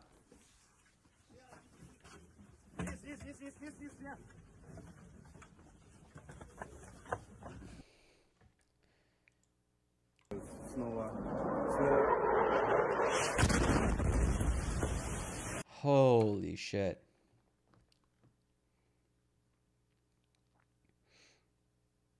Yandex co-founder Arkady Volodts has ceased to be a dollar billionaire. His fortune, according to Forbes, decreased by $2 billion.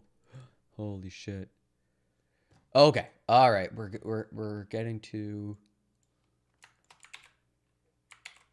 the State of the Union. Smoke 'em if you got 'em.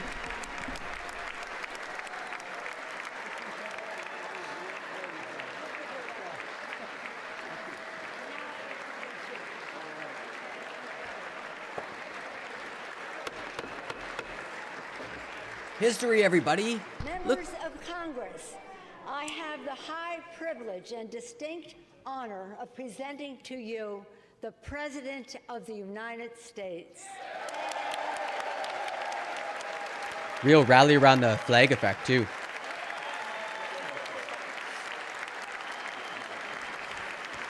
It's hard to be against supporting Ukraine when Russia's been the main geopolitical adversary to America for so long that, like, he's going to have a rally around the flag effect. Thank you, thank you, thank you. Oh, Joe. Thank you all very much. Thank you, General. Thank you. Thank you. Thank you all very, very much. Thank you. Please. Thank you so much.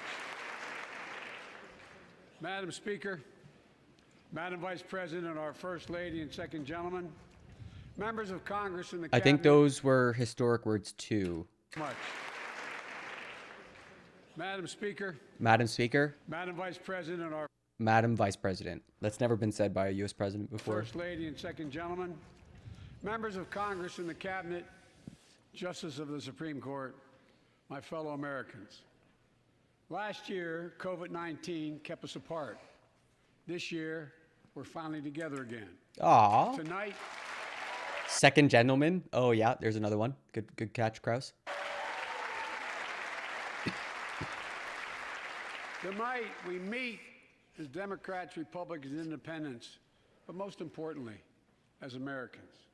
With the duty to one another, to America, to the American people, to the Constitution, and an unwavering resolve that freedom will always triumph over tyranny. Cool. Oh no, everybody's gonna fucking stand and applause after every sentence.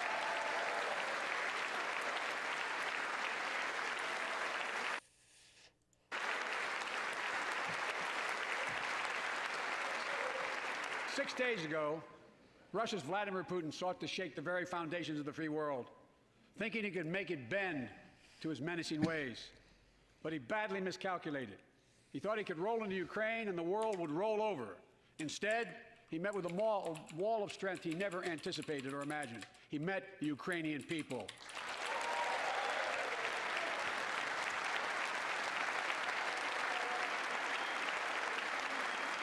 From President Zelenskyy to every Ukrainian, their fearlessness, their courage, their determination literally inspires the world. Groups of citizens blocking tanks with their bodies. Everyone from students to retirees to teachers turned soldiers defending their homeland. And in this struggle, President Zelenskyy said in his speech to the European Parliament, "Light will win over darkness." The Ukrainian ambassador to the United States is here tonight, sitting with the First Lady. Krause. Let each of us, if Yes, you're you able do. to stand and send an unmistakable signal to the world. You have to drink a Moscow Mule. Every time he says freedom, you gotta take a sip from your Moscow Mule. Ukraine. Slavoy Ukraini! Thank you, thank you, thank you. Well, there's Joe Biden clapping enthusiastically, I think.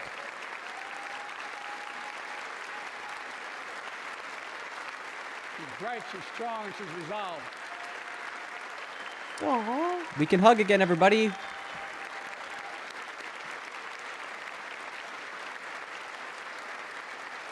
Yes. We, the United States of America, stand with the Ukrainian people. Throughout our history, we've learned this lesson.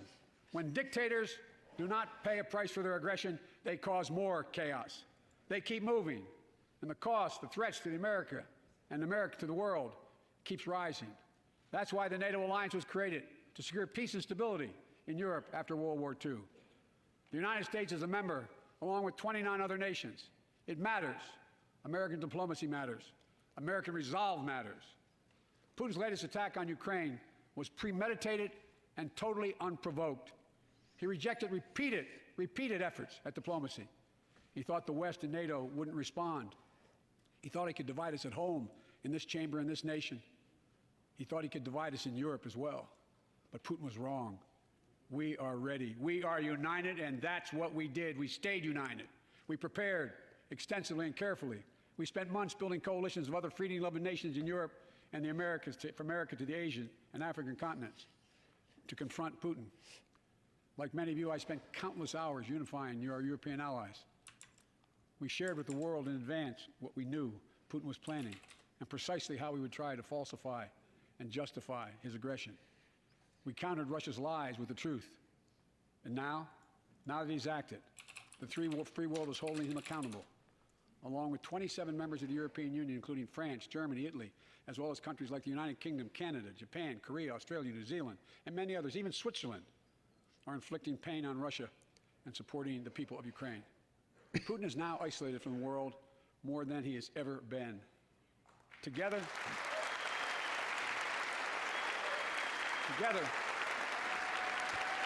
if we can handle it, I think I got some Russell Brand set up later that looks kind of fucked up.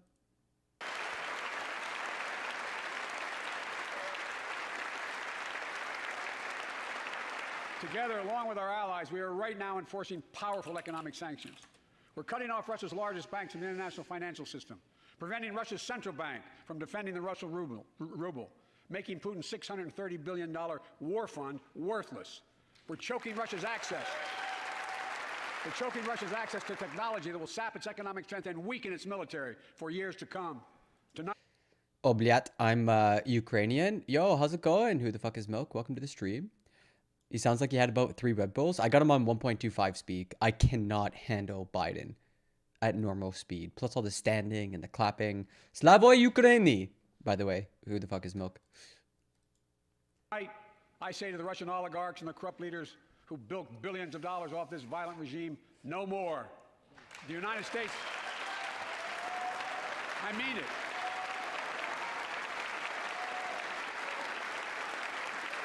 I got Ben Shabibo's response to this after, which should be good.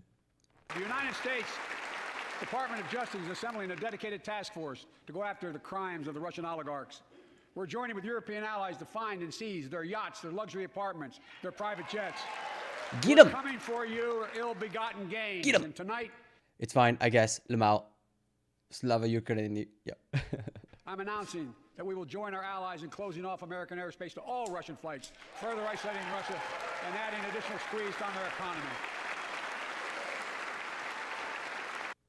Yeah. I mean, in Who the Fuck is Milk? Like, I had to go through a similar thing when the Freedom Convoy was happening in Canada. And like, it was good for my... Yeah, I'm not supposed to say. I'm not supposed to say that. Also, my name is Lucy. Nice to meet you. Hi, Lucy. How's it going? I'm Be Weird. Drop a follow if you want to see this content. I do politics in the mornings, 7 to 9 EST, and I'm from Canada, so I'm a bit more chill, a bit more relaxed than most political commentators. Oh yeah, but Canada was under the spotlight. And that's why this today, it's the anti-freedom convoy, because, you know, Russia's got a anti-freedom convoy bearing down on Ukraine, and Canada just finished kicking out its freedom convoy from our capital, and the news cycle forcing us all to look at one issue and then the next one, like in this sort of lockstep fashion, to me is very interesting. But this is big shit, you know? Russia is ostracizing itself in real time in such a way that people are questioning its position on the Security Council of UN. That's wild. He has no idea what's coming. Oh, thanks, Lacey. You're fed up already? Yeah, I mean, one of the things I'm worried about is that we're just starting on this. Like, this has just begun. This might take months, if not years. It might just be possible that the Ukrainian government goes to ground. Russian military eventually takes over many of the cities, and people fight a resistance, you know, for years. I mean, that was the U.S. intelligence we came across this morning. It's a psychopath that moved from Russia to Ukraine because of him, but he started setting killers here in 2014. Yeah, 2014 is when I started paying attention since the Maidan revolution. Like, there's crazy footage coming out of it. It was in an era where it was like, wow, you can actually see this stuff? Holy cow, wow, the internet's just like putting this on my doorstep. And I was really impressed with like the way that the people resisted. And I've been following it ever since. And it was good that I did, because it, you know, massively affected American politics when you had Paul Manafort and like Konstantin Kilimnik and Sergei Lavrov all up in Trump's inner circle, you know, like, so I've been kind of honed in on this, and it's kind of why like there was never very much of a read that Putin's in the right here. Like, it was always kind of Putin man bad. I didn't pull a Hassan and say something stupid, you know, and actually think that Putin wouldn't do the deranged psychotic thing. Value. The Russian stock market has lost 40% of its value. And true, it's worth less than the Robux. It's worth less than an in-game currency of some children's video game. Trading remains suspended. The Russian economy is reeling, and Putin alone is the one to blame. Together with our allies, we're providing support to the Ukrainians in the fight for sure. freedom. Military assistance. Zelenskyy is real Giga Chad energy. Like, Russia's fucked because even if they succeed in, unfortunately, like, taking Zelensky's life, he'll become an immediate martyr. It will harden the opinion of the world against Putin. Like, there's no real positive way out. It's for Russia right now. Economic assistance, humanitarian assistance. We're giving more than $1 billion of direct assistance to Ukraine, and will continue to aid Ukrainian people as they defend their country and help ease their suffering. Here.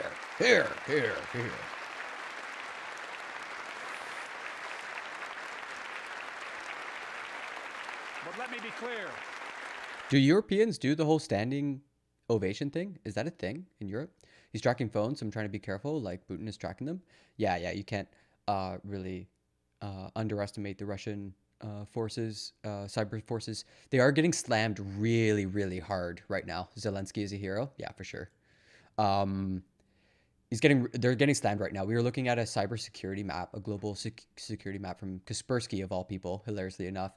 And Russia's the #1 most targeted country right now for cyber offense.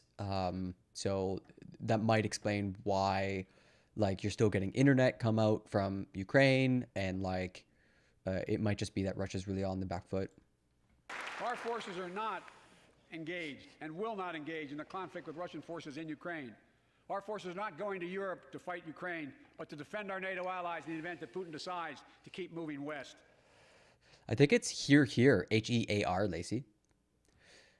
You know Russian? No, I'm just really good at understanding context. So I know that Ukrainians spell Zelenskyy with 2 Y's. And so you're saying hero. I know you're Ukrainian. I don't really know Cyrillic, but there's 2 E's, and this is probably 2 Y's. So I made a really good guess. Zelenskyy. At the British Parliament. Oh, yeah, it's the same thing. Yeah. Here. Right on him. It's actually hilarious to watch. Like question period. Canada is much more tame in comparison. For that purpose, we have mobilized How you doing this morning, Lace? ground forces, air squadrons, ship. Thanks for the gifts. I got your presents. Lacey. They're awesome. Thank you. Deployments to protect NATO countries, including Poland, Romania, Latvia, Lithuania, and Estonia. And as I've made crystal clear, the United States and our allies will defend every inch of territory that is NATO territory with the full force of our collective power. Every single inch. Here.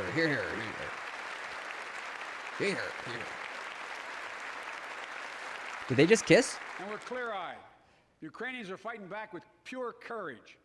But the next few days, weeks, and months will be hard on them.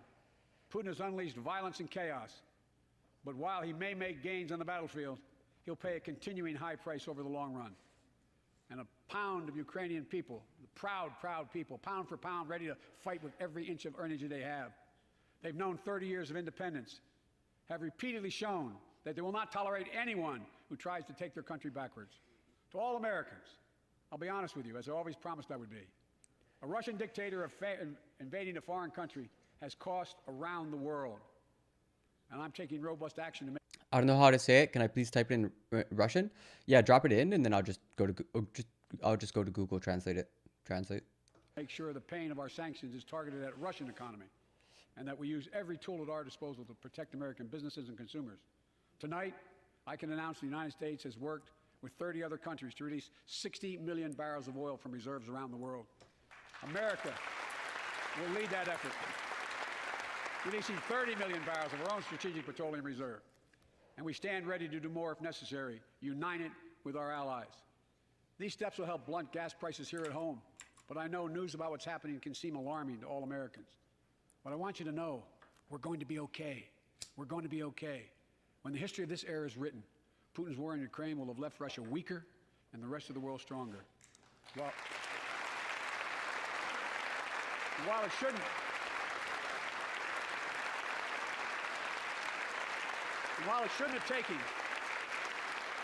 have taken something so terrible for people around the world to see what's at stake, now everyone sees it clearly. That was Moscow Mitch you just saw? Moscow Mitch, everybody? Yeah? Senator Mitch McConnell, one of the guys who leads a party that has some very interesting pro-Russian Republicans, some of whom went to go hang out with Putin on July the 4th a couple years back.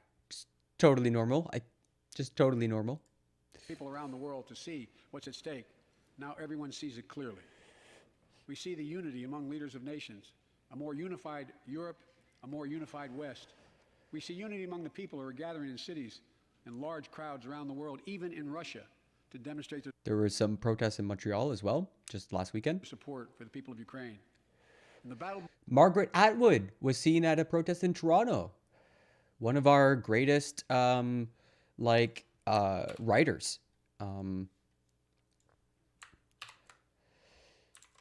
Who the fuck is Milk says, Putin is a killer. He blew up my hometown with an illegal bomb. My God. Jesus Christ, my guy. I'm sorry to hear that. Holy fuck. Путин убийца. Он взорвал мой родной город незаконной бомбой мой Божии. Бомбой мой Божии. Божии must be hometown. I'm sorry to hear that. Yeah, Putin's a bastard. He's a big dick. No one really likes him. In Canada, we see him very much as like a kleptocrat, someone who has pilfered from... well, he didn't steal from the people. He stole from the people who already stole from the people. Like all the oligarchs who had already sort of like taken over massive industries in the fall of the Soviet Union. They snapped up huge amounts of land and industry. And then Putin said, give me half of it or you're imprisoned or murdered. And that's where Putin got his ill-begotten goods. Between democracy and autocracies. But yeah, thank you. Your Russian is so good, like your pronunciation. Ah, thank you. You are the first person to give me any check whatsoever. Like I want to take the 12, like the 2 days or 3 days. I've heard it's pretty easy to learn Cyrillic. There's only like maybe a couple, like you just got to learn a couple that like this equals that. And, but anytime I hear like professional journalists or Ukrainians pronounce the names of things, then yeah, I'm gonna like listen in really closely. It's like protection money. Yeah, absolutely. The world is clearly choosing the side of peace and security. This is the real test, and it's going to take time. So let us continue to draw inspiration from the iron will of the Ukrainian people. To our fellow Ukrainian Americans who forged the deep bond that connects our two nations, we stand with you. We stand. Now, Canada has the second highest amount of Ukrainians in the world after Ukraine. So that's part of the reason there's like huge amounts of sympathy. Our current finance minister, so Prime Minister Trudeau has a finance minister by the name of Chrystia Freeland. Apparently, she was hugely instrumental in getting, I believe, Russia kicked out of SWIFT. And more importantly, when she was 20, she went on an exchange to Russia and was vilified as an anti-Soviet bourgeois nationalist. Soviet authorities also complained to the Canadian embassy in Moscow that Freeland, 20, was, quote, a well-known troublemaker, end quote. So that's nice to know. And she used to be a New Democrat candidate. Interesting. So she switched from New Democrats to Liberals. Okay. That's just Canadian politics. But Ms. Freeland knew the rules of the world. She used a Canadian diplomat at the embassy in Moscow, known to the KGB as Bison, because, of course, and he was suspected of being a spy. She used him to send material abroad in a diplomatic pouch that could not be intercepted or read. Remember how I said, like, ambassadors are, like, super useful for, like, spies and stuff?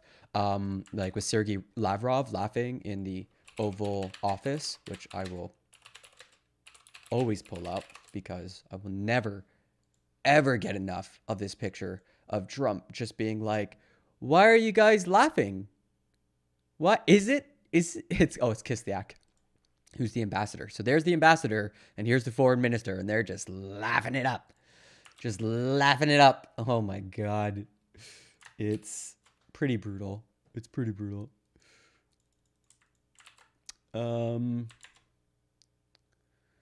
So who the fuck is Milk says they are called vacuum bombs and they basically rip your lungs apart. I'm not sure. Yeah, we saw footage of a vacuum bomb this morning. Just the end result, the like after effects and the sound wave. Их называют вакуумными бомбами.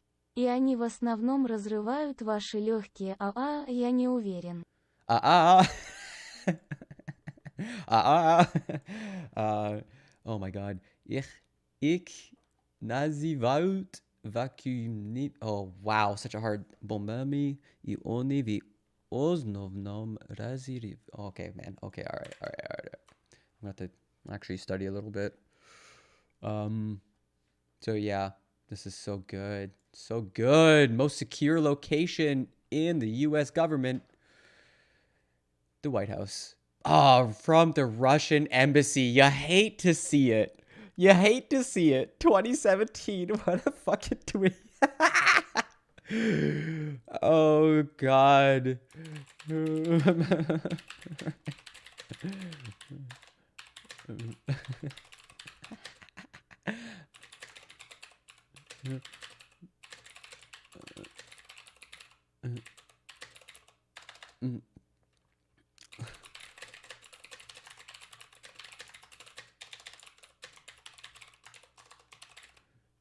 Good times. Good times. Because I don't know. I'm a student of humans. So yeah, Chrystia Freeland is hella based. And with you. Putin may circle Kyiv with tanks, but he'll never gain the hearts and souls of the Iranian people. He'll never extinguish their love of freedom, and he will never weaken the resolve of the free world. Here. Stand up. Yeah. Another standing ovation. We meet tonight in an America that has lived through two of the hardest years this nation has ever faced. The pandemic has been punishing, and so many families are living paycheck to paycheck, struggling to keep up with the rising cost of food, gas, housing, and so much more. I understand, like many of you did. My dad had to leave his home in Scranton, Pennsylvania to find work. So like many of you, I grew up in a family when the price of food went up, it was felt throughout the family. It had an impact. That's one of the first things I did as president was fight to pass the American Rescue Plan. Because people were hurting. We needed to act, and we did. Few pieces of legislation have done more at a critical moment in our history to lift us out of a crisis. It fueled our efforts to vaccinate the nation and combat COVID-19, delivered immediate economic relief to tens of millions of Americans. It helped put food on the table. Remember those long lines of cars waiting for hours just to get a box of food put in their trunk? It cut the cost of health care insurance. And as my dad used to say, it gave the people just a little bit of breathing room. Unlike the $2 trillion tax cut passed in the previous administration that benefited the top 1% of Americans, the American Rescue Plan... Boo! Boo! Boo! Look at this dummy! Okay, bye. Who the fuck is Milk? See you later. Thanks for the follow. I'll see you later. Have a good one. Stay safe. And I just want to pull up what you said. I think Biden doesn't know what he's saying. Sorry, haha. No, he's gonna make a couple gaff. He's a gaff machine. Я думаю, Байден не знает, что говорит извини хахах. Я думаю, Байден не знает, что говорит извини ха-ха. What the fuck? Okay. Oh, it took help working people and left no one behind. Folks. Slava Ukraini. And it worked. It worked.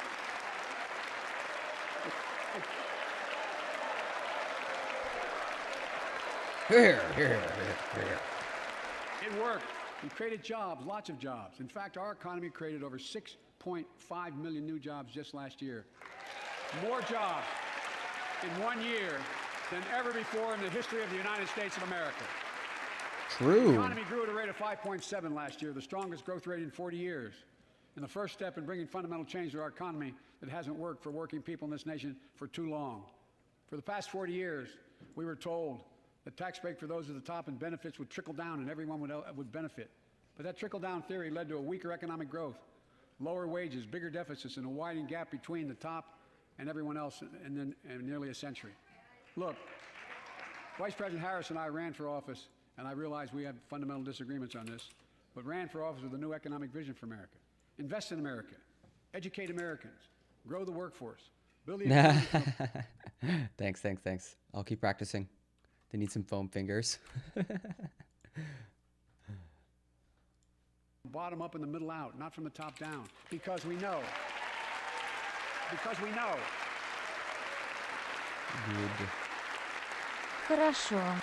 Because we know when the middle class grows, Хорошо. when the middle class grows, the poor have a way up and the wealthy do very well. America used to have the best roads, bridges, and airports on earth. And now our infrastructure is ranked 13th in the world.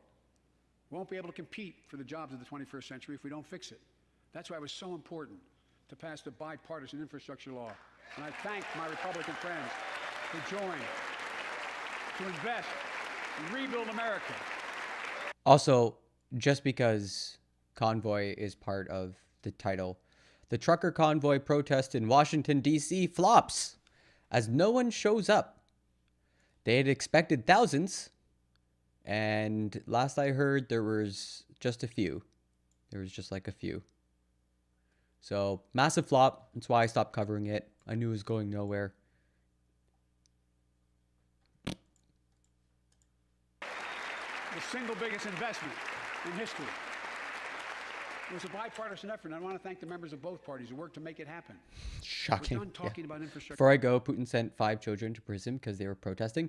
We covered that. I didn't get any numbers, who the fuck is Milk, on how many children, but we watched footage of a mother and a child, a very young child, like 12, 11, like their fingers through the gate, and it was psychotic. It was honestly like really fucked up. It was deeply shocking. But I mean, if you were following the Trump years, seeing kids in cages, you know, that's just kind of par for the course nowadays. You know, does anybody remember Trump asking Joe Biden during the debate, "What about the kids in cages, Biden?" Joe, what about the kids in cages? Weeks. We're now talking about an infrastructure decade. Brutal. Oh, it's infrastructure decade, everybody. Did we miss that? It's not infrastructure week, it's infrastructure decade. Finally. The single biggest investment in history. It was a bipartisan effort, and I want to thank the members of both parties who worked to make it happen. We're done talking about infrastructure. Yeah, we found the translation and we read it, and she's like trying to reassure him. It was deeply fucked up. Yeah, I had a hard time watching it. I didn't even want to watch it a second time. It was enough to find out what they had said. And even from the early days, I know that like a vice journalist got arrested and released, and in that process, he's of course filming a bunch of other people getting arrested and not getting released for just like putting up signs and stuff. There's a bill that might get passed in the Russian parliament that will like criminalize protests, put people into jail for 10 years. So like, yeah, Russia's going full on. And it looks like the world's responding immediately instead of like appeasement. So hopefully like crashing the economy, removing access to Putin's ill-gotten wealth that is sheltered in UK banks, in American banks, and cutting that really quickly will prevent them from like from maneuvering. I can always give you info from here. It's really wild. Yeah, absolutely. I'd love to hear more from your perspective for sure. I'll hit you up on Discord. I know you got to chat, leave, but I'm going to be staying on this beat. You know, especially this week because I'm on vacation. It's kind of an awkward feeling. And yeah, so Friday I'll be streaming in the morning, and yeah, I'll probably hit you up.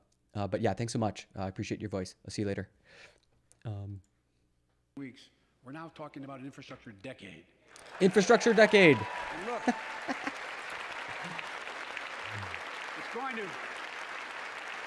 going to transform America, to put us on a path to win the economic competition of the 21st century that we face with the rest of the world, particularly China. I told Xi Jinping, it's never been a good bet to bet against the American people.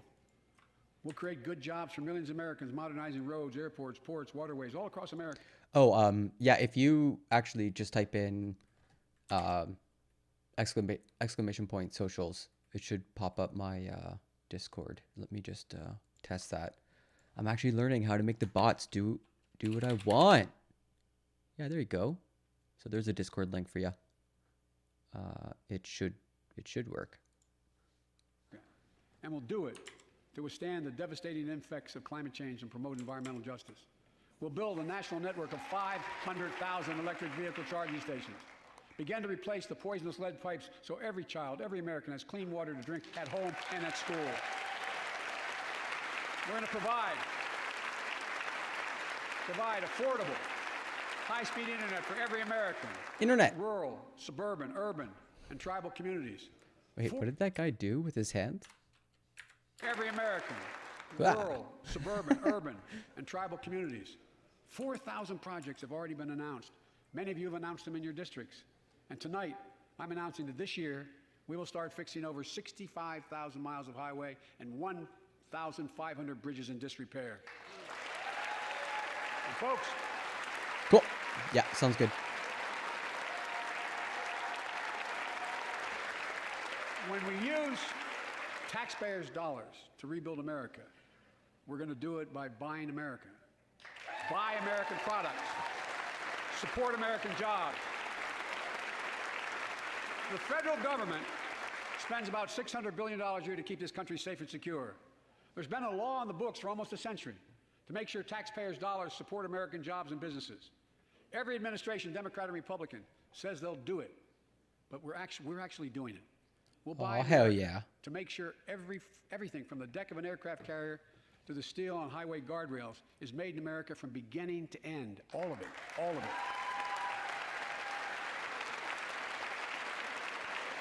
But folks, to compete for the jobs of the future, we also need a level playing field with China and other competitors. That's why it's so important to pass the Bipartisan Innovation Act sitting in Congress that will make record investments in emerging technologies and American manufacturing. We used to invest almost 2% of our GDP in research and development. We don't now. China is. Let me give you one example why it's so important to pass. If you travel 20 miles east of Columbus, Ohio, you'll find 1,000 empty acres of land. Oh, yeah? It won't look like much. But if you stop and look closely, you'll see a field of dreams. The ground on which America's future will be built. That's where Intel, the American company that helped build Silicon Valley, is going to build a $20 billion semiconductor megasite. Okay. Up to 8 state-of-the-art factories in one. That's to wrest away control from China, whom the world relies upon for semiconductors. That in like what, Taiwan, I think, or Singapore. There's like another like Southeast Asian country that handles a huge amount of semiconductors. One place. 10,000 new jobs. And in those factories, the average job about $135,000 a year. Some of the most sophisticated manufacturing in the world to make computer chips the size of a fingertip. The power of the world in everyday lives. From smart. Does anyone else think he should have warned the aviators for this? I mean, I'm noticing the significant lack of ice cream. There's like literally no ice cream cone. So he's very off-brand. Very off-brand, unfortunately. Phones, technology, the internet, technology is yet to be invented. But that's just the beginning. I haven't heard the word jack yet. Not even once.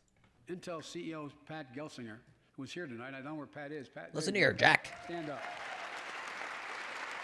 Stand up. The president told you to stand up. Pat. There you go. There you go. You can do it. Stand up.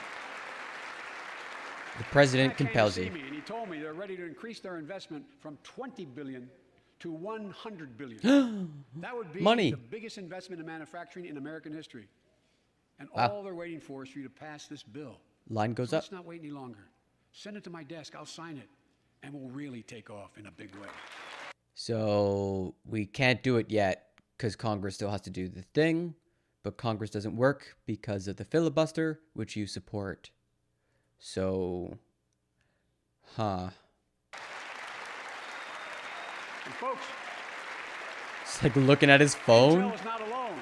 That is the leader of the House Republicans, who was on the phone, allegedly, with Trump on January 6th.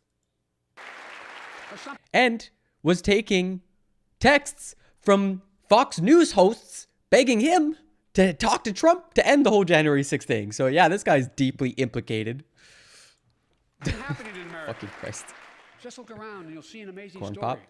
The rebirth of pride. This guy? Yeah, I mean, isn't he kind of racist? Comes from stamping products made in America. The revitalization of American manufacturing. Companies are choosing to build new factories here, when just a few years ago they would have gone overseas. That's what's happening. Ford is investing $11 billion in electric vehicles, creating 11,000 jobs across the country. GM is making the largest investment in its history, $7 billion to build electric vehicles, creating 4,000 jobs in Michigan. All told, 369,000 new manufacturing jobs were created in America last year alone. Folks,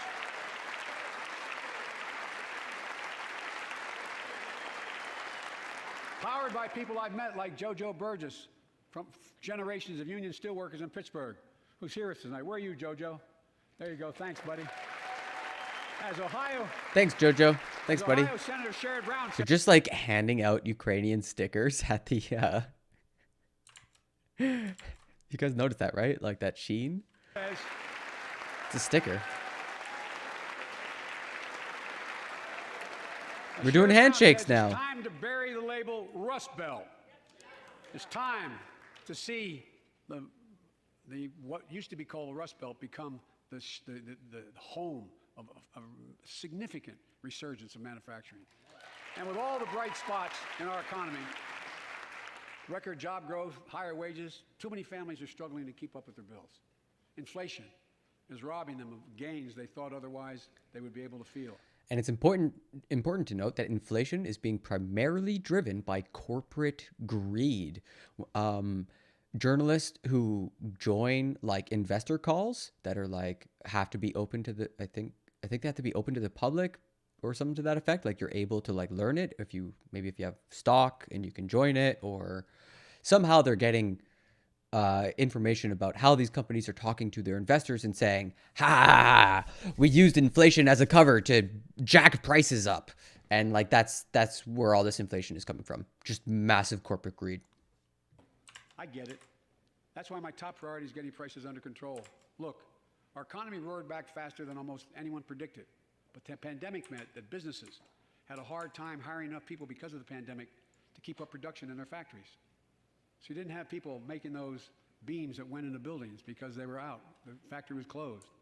The panic also disrupted the global supply chain. Factories close.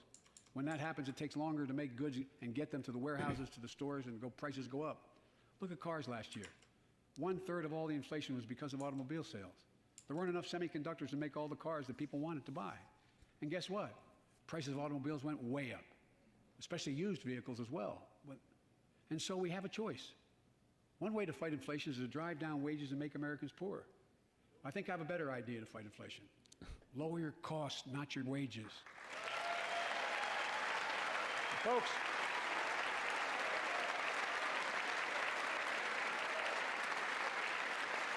that means make more cars and semiconductors in America, more infrastructure and innovation in America, more goods moving faster and cheaper in America, more jobs where you can earn a good living in America. Instead of relying on foreign supply chains, let's make it in America. Look, economists.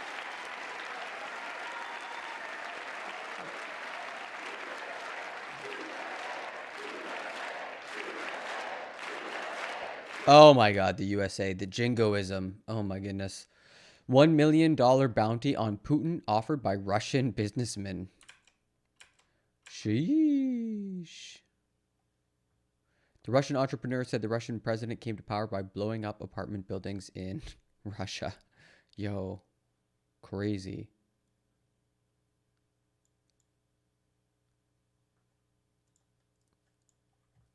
Economists call this increasing the productive capacity of our economy. I call it building a better America. My plan to fight inflation will lower your cost and lower the deficit. 17 Nobel laureates in economics said my plan will ease long-term inflationary pressures. Top business leaders, and I believe most Americans support the plan. And here's the plan. First, cut the cost of prescription drugs. Big Pharma. Get him, Jack. More for the same drug produced by the same company in America than any other country in the world. Just look at insulin. 1 in 10 Americans has diabetes. Yo, Americans come to Canada to get their insulin. What a cucked nation. Virginia, I met a 13-year-old boy, the handsome young man standing up there, Joshua Davis. He and his dad both have type 1 diabetes, which means they need insulin every single day. Insulin costs about $10 a vial to make. That's what it costs. Insulin was famously sold, the patent was sold, I think, for $1 by the scientist who invented it so that it could be free for people forever. And now we're going to find out it costs thousands of dollars in America, or hundreds of dollars, something crazy. Pharmaceutical company. But drug companies charge families like Joshua and his dad up to 30 times that amount. 30 times? I spoke with Joshua's mom. Imagine what it's like to look at your child who needs insulin to stay healthy. There's like literally dozens of stories I myself have come across of people dying because they've like started rationing their insulin and then just cut a bit close to the line, didn't use enough insulin, and then you just game over. I have no idea how in God's name you're going to be able to pay for it. What it does to your family, but what it does to your dignity, your ability to look your child in the eye, to be the parent you expect yourself to be. I really mean to think about that. That's what I think about. You know, yesterday, Joshua's here tonight, but yesterday was his birthday. Happy birthday, buddy, by the way. For Joshua and 200,000 other young people with type 1 diabetes, let's cap the cost of insulin at $35 a month. So everyone can afford it. And drug companies will do very, very well, their profit margin. While we're at it, I know we have great disagreements on this floor with this. Let's let Medicare negotiate the price of prescription drugs.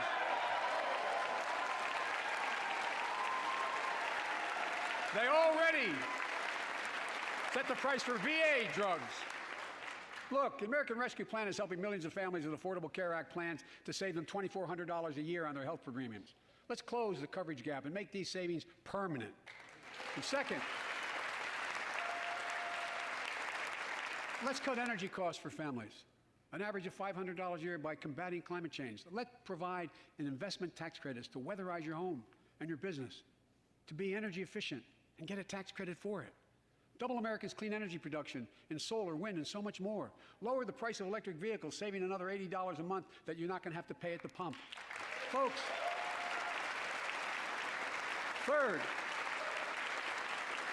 the third thing we can do to change the standard of living for hardworking folks is cut the cost of childcare. Cut the cost of childcare. I think it's like $10 a day in Canada. Folks, if you live in a major city in America, you pay up to $14,000 a year for childcare per child. I was a single dad for 5 years, raising 2 kids. I had a lot of help, though. I had a mom, a dad, a brother, and a sister that really helped. But middle class and working folks shouldn't have to pay more than 7% of their income to care for the young children. My plan would cut the cost of child care in half for most families. Of course, his plan that he has to pass through Congress, where nothing is getting passed because the Senate is using the filibuster to shut down any bills, the very filibuster that Biden supports. And help parents, including millions of women who left the workforce during the pandemic because they couldn't afford child care, to be able to get back to work, generating economic growth. But my plan doesn't stop there. It also includes home and long-term care, more affordable housing, pre-K for 3- and 4-year-olds. All these will lower costs for families. And under my plan, nobody, let me say this again, nobody earning less than $400,000 a year will pay an additional penny in new taxes. Not a single penny.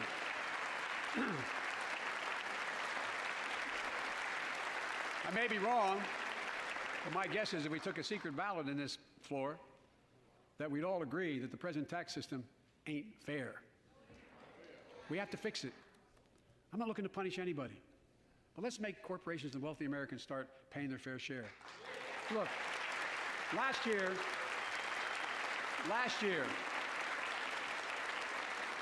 and like Chris Coons and Tom Carper and my distinguished Congresswoman, we come from the land of corporate America. There are more corporations incorporated in America than every other state in America combined.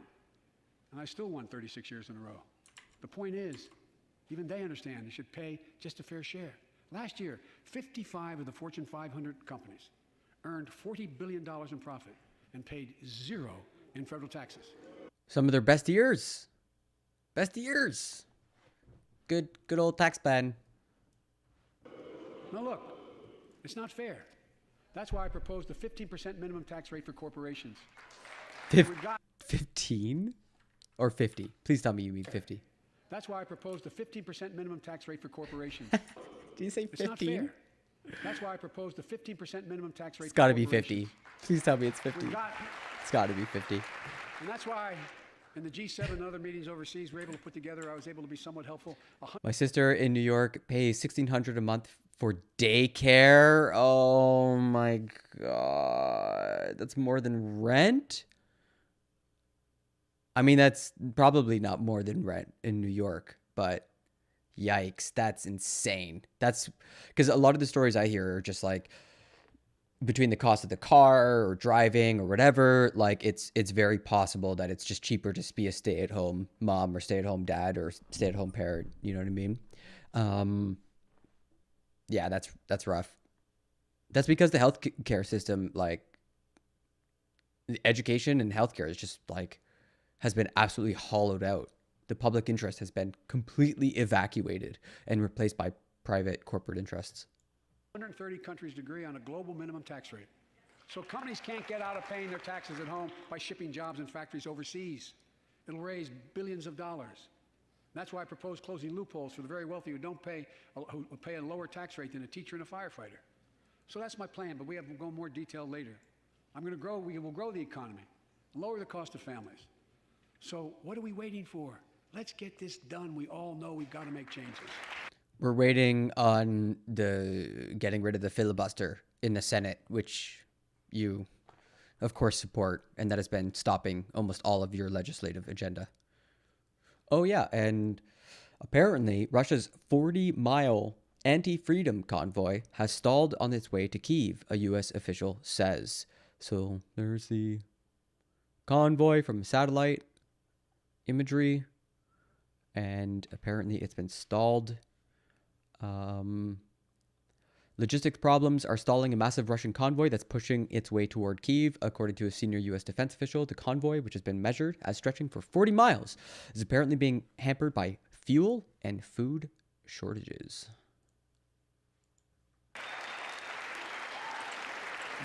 Folks, And while you're at it, confirm my nominees for the Federal Reserve, which plays a critical role in fighting inflation. My plan will not only lower costs and give families a fair shot, it will lower the deficit. The previous administration not only ballooned the deficit with those tax cuts for the very wealthy and corporations, it undermined the watchdogs, the job of those to keep pandemic relief funds being wasted. Remember we had those debates about whether or not those watchdogs should be able to see every day how much money was being spent, where it was going to the right place? Under my administration, the watchdogs are back. And we're going to go after the criminals who stole billions of relief money meant for small business and millions of Americans. Tonight, I'm announcing that the Justice Department will soon name a chief prosecutor for pandemic fraud. They're going to start to claw back all the money. Oh, boy. Look. A little late. Oh, this is interesting. I think we all agree. Thank you. By the end of this year, the deficit will be down to less than half. Exclusive from Kyiv Independent. Voice message reveals Russian military units' catastrophic losses in Ukraine. Девочки, привет. Нас тут жопа валейски. Нашу танковую бригаду всю разбили на Украине. So, Ukrainian government said maybe 5,840 casualties on Russia's side, but another piece of evidence sheds more light on the fate of Russia's 35th Guards Motorized Rifle Brigade. Dozens of Russian military service members were killed in action near the city of Chernihiv as a result of Ukrainian resistance in late February. Afterwards, scores of dead Russian bodies were sent home secretly without the Russian leadership ever admitting their deaths. The Kyiv Independent obtained a WhatsApp audio message recorded by a woman residing in the city of Alisk in Russia's Altai region, some 3,500 kilometers east of Kyiv, the home base for the 35th Brigade. In the voice message, an unidentified woman weeps, telling her fellow WhatsApp group member that the local, quote, tank brigade was totally destroyed in Ukraine. She mentions that just 18 out of 150 guys survived, probably meaning one of the brigade's formations was destroyed by Ukrainian troops. Besides, the speaker says the first batch of 45 coffins, mostly young people from the towns and villages nearby, were coming to Alisk on the day of the recorded voice message. She says some of the killed were her neighbors and acquaintances, particularly mentions someone by the name of Evgeny Zilin. And this can be found in the leaked register of 120,000 Russian soldiers allegedly involved in the invasion of Ukraine, published on March 1st by Ukraine's Center for Defense Strategies, a think tank. There's also a deleted social media account. Mostly young men were killed. The local community found out the day before the recording was made. Partially confirmed. Half of what it was before I took office. The only president ever to cut the deficit by more than $1 trillion in a single year. Lowering your cost also meant demanding more competition. I'm a capitalist, but capitalism without competition is not capitalism. Capitalism without competition is exploitation. It drives up profits. And corporations have to compete. Their profits go up and your prices go up when they don't have to compete. Small businesses and family farmers and ranchers, I need not tell some of my Republican friends from those states. Guess what? You got 4 basic meat packing facilities. That's it. You play with them, but you don't get to play at all. And you pay a hell of a lot more. A hell of a lot more because there's only 4. See what's happening with ocean carriers and moving goods in and out of America. It's neo-feudalism, everybody. The corporations are starting to hollow out the state. During the pandemic, about half a dozen or less foreign-owned companies raised prices by as much as 1,000% and made record profits. Tonight, I'm announcing a crackdown on those companies overcharging American businesses and consumers. And folks,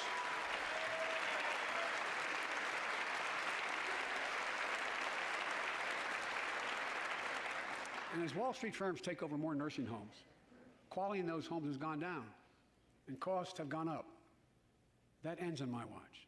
Medicare is going to set higher standards for nursing homes and make sure your loved ones get the care they deserve and that they inspect and they will look at closely. This guy, that guy right there, this guy, this motherfucker, Senator Whitehouse, one of the most based people in Senate, when the hearings for Amy Coney Barrett came up, the Supreme Court Justice, he used his time to not ask her a single question, but to present a very interesting and convincing case that dark money was behind her, or at least dark money was incredibly involved in the judicial nomination process, essentially alleging that the Republicans had allowed this far-right special interest group to select members of the judiciary. It's a fantastic listen. It's like 30 minutes long. It's from a few years ago, and it's like recommended viewing. It's like I might even go back and rewatch it because it's just like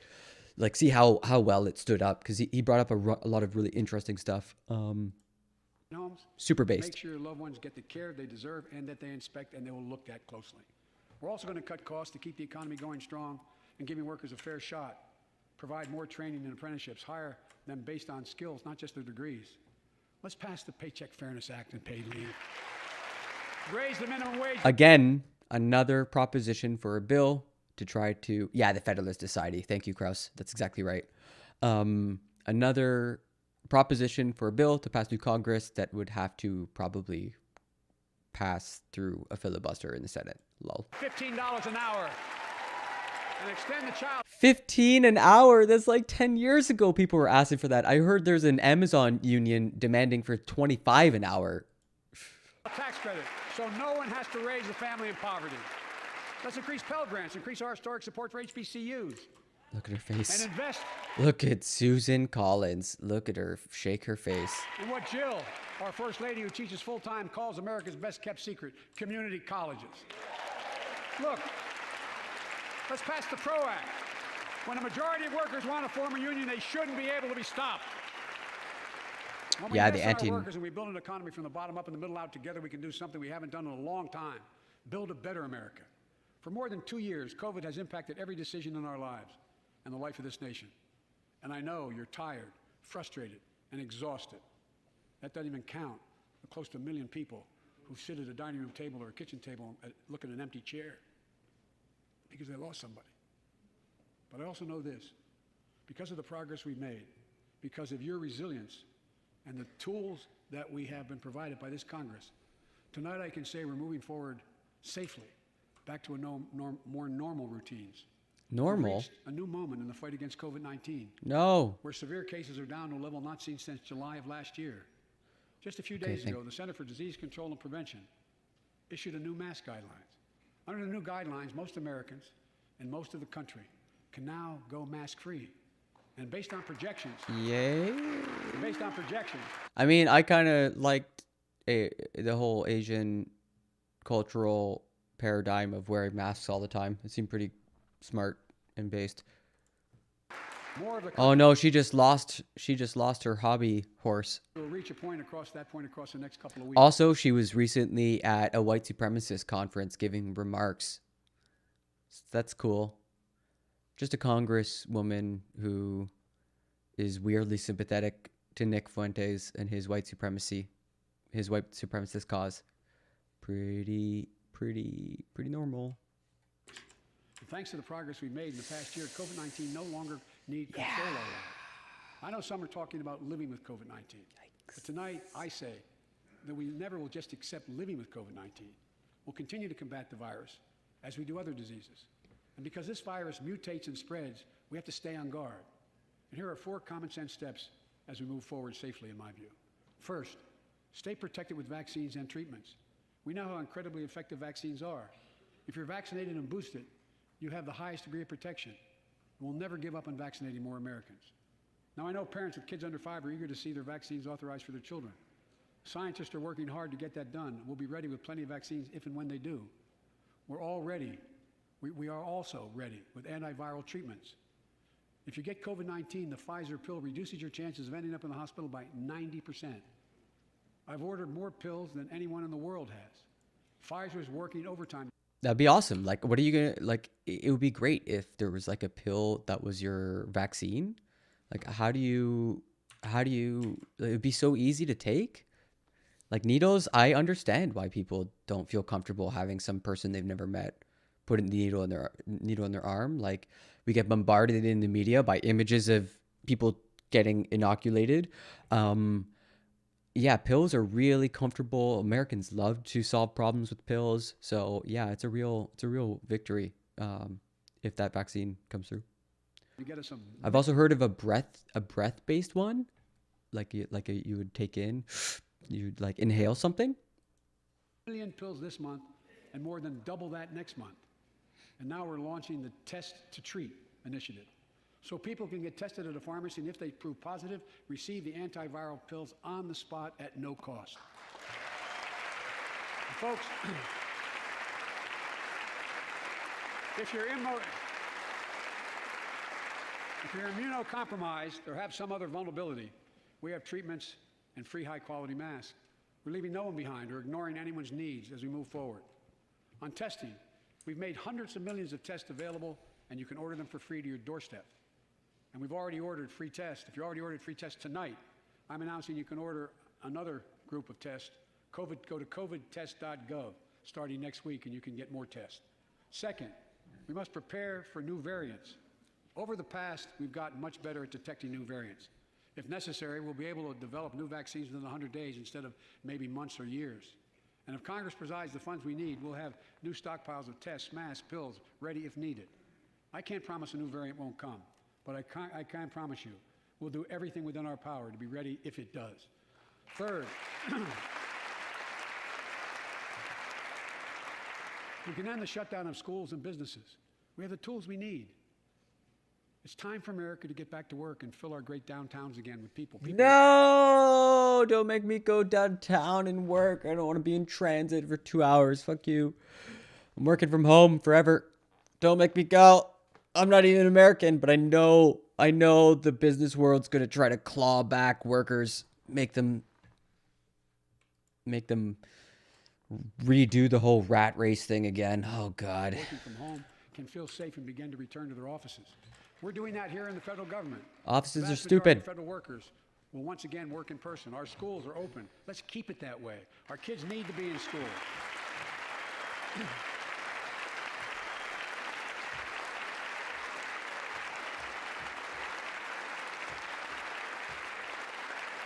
With 75% of adult Americans fully vaccinated and hospitalizations down by 77%, most Americans can remove their masks and stay in the classroom and move forward safely.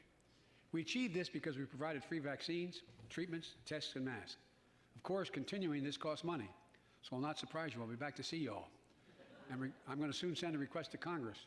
The vast majority of Americans have used these tools and may want again. We may need them again, so I expect Congress, and I hope you'll pass that quickly. Fourth, Please pass my other bill. the world. We've sent 475 million vaccine doses to 112 countries, more than any nation on earth. We won't stop because you can't build a wall high enough to keep out a vaccine. The vaccine can stop. Oh my God, the you spread can't build a of wall. these diseases. You know, we've lost so much in COVID-19. Build the wall. Time with one another. The worst of all, much the loss of life. Let's use this moment to reset. So stop looking at COVID as a partisan dividing line. See it for what it is, a god-awful disease. Let's stop seeing each other as enemies and start seeing each other for who we are, fellow Americans. Friends. Look, We're all friends here.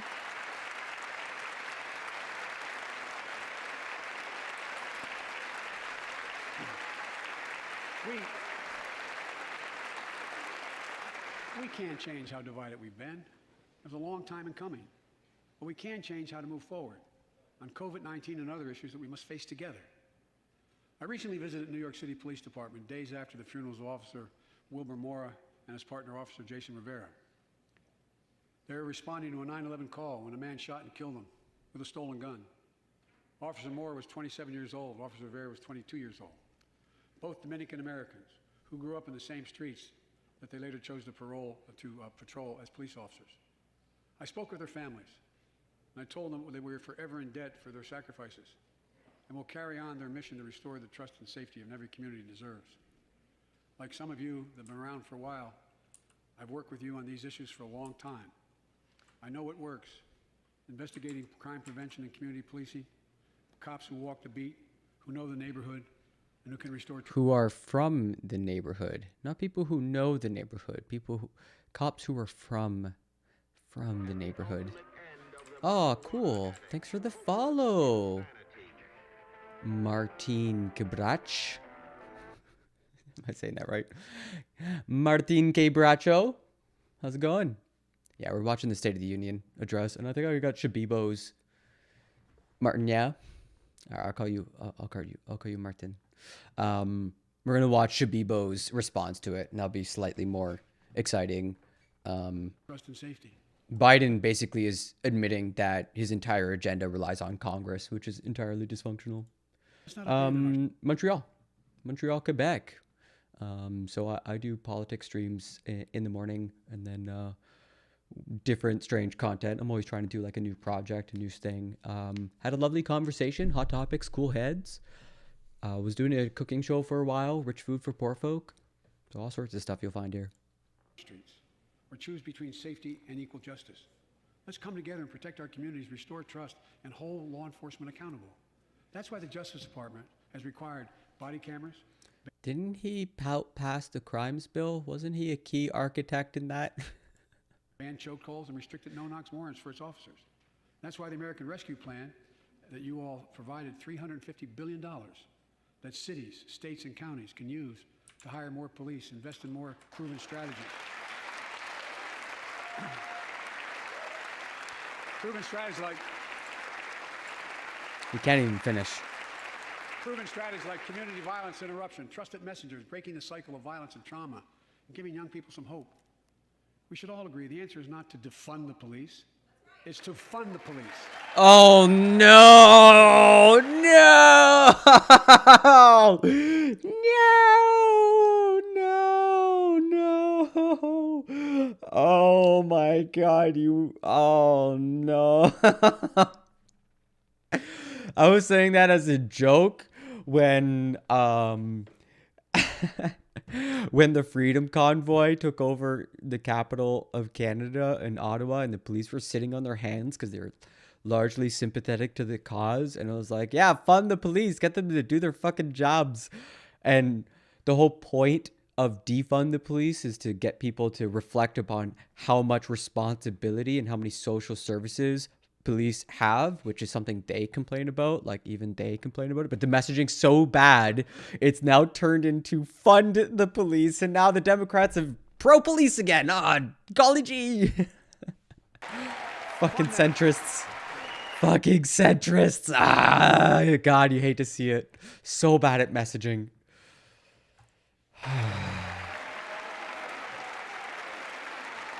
Fund them with resources and training. Training largely doesn't work, especially bias training. Anyone in my field would say the same. And training they need to protect our communities. I ask Democrats and Republicans alike to pass my budget and keep our neighborhoods safe. And we'll do everything in my power to crack down on gun trafficking of ghost guns that you can buy online, assemble at home, no serial numbers, can't be traced. I ask Congress to pass proven measures to reduce gun violence. Pass universal background checks. Why should anyone on the terrorist list be able to purchase a weapon? Why? Why? I don't know, America. I don't know. Ban assault weapons with high-capacity magazines hold up to 100 rounds. You think the deer are wearing Kevlar vests? Look, repeal the liability shield. It makes gun manufacturers the only industry in America that can't be sued. The only one. Imagine had we done that with the tobacco manufacturers. These laws don't infringe on the Second Amendment. They save lives. The most fundamental right in America is the right to vote and have it counted. So that woman right there, Lauren Boebert, apparently embarrassed herself, and I thought we'd catch it, but I guess I missed it. But here's the moment where Lauren Boebert was booed for shouting that Biden put soldiers in flag-draped coffins. Maybe it's about to come up. All while the president was talking about his veteran son dying of cancer and how it potentially could have been due to burn pits. Numbness, dizziness, a cancer that would put them in a flag-draped coffin. I know. One of those soldiers was my son, Major Beau Biden. I don't know for sure if the burn pit that he lived near, that his hooch was near, in Iraq and earlier than that in Kosovo, is the cause of his brain cancer, the disease. Not a good look, Lauren Boebert. And her saying 13 refers to, I think, 13 soldiers that lost their lives in the withdrawal from Afghanistan, a plan that Biden followed through on that was written up by Trump with the Taliban, I think. Something like that. And look, it's under assault. Look at this silly goose. In state after state, new laws have been passed. Not only to suppress the vote, we've been there before, but to subvert the entire election. We can't let this happen. Tonight I call on the Senate to pass the Freedom to Vote Act, pass the John Lewis Act, Voting Rights Act. Again, admitting your entire agenda has been arrested by Congress. At it, pass the Disclose Act so Americans know who's funding our election. Look, tonight I like to honor someone who dedicated his life to serve this country. Justice Breyer, an Army veteran, constitutional scholar, retiring Justice of the United States Supreme Court. Justice Breyer, thank you for your service. Thank you, thank you, thank you. I mean it. Get up, stand, let them see you. Thank you.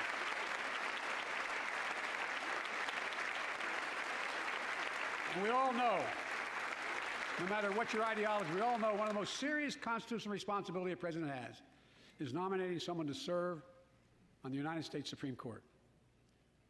As I did 4 days ago, I've nominated the Circuit Court of Appeals, Ketanji Brown Jackson, one of our nation's top legal minds, who will continue in Justice Breyer's legacy of excellence. A former top litigator. Sotomayor has been saying some pretty spicy things about these two people. And he's been trying to rein in the conservative monster he helped bring into the court. And he's not doing a good job.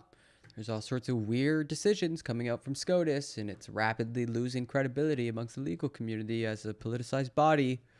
Another sign that things are going good.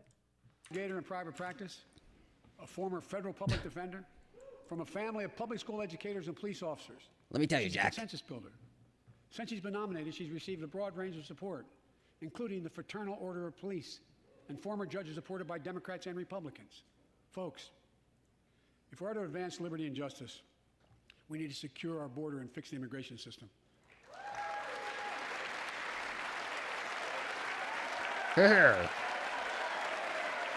Wow, even Ted Cruz standing up.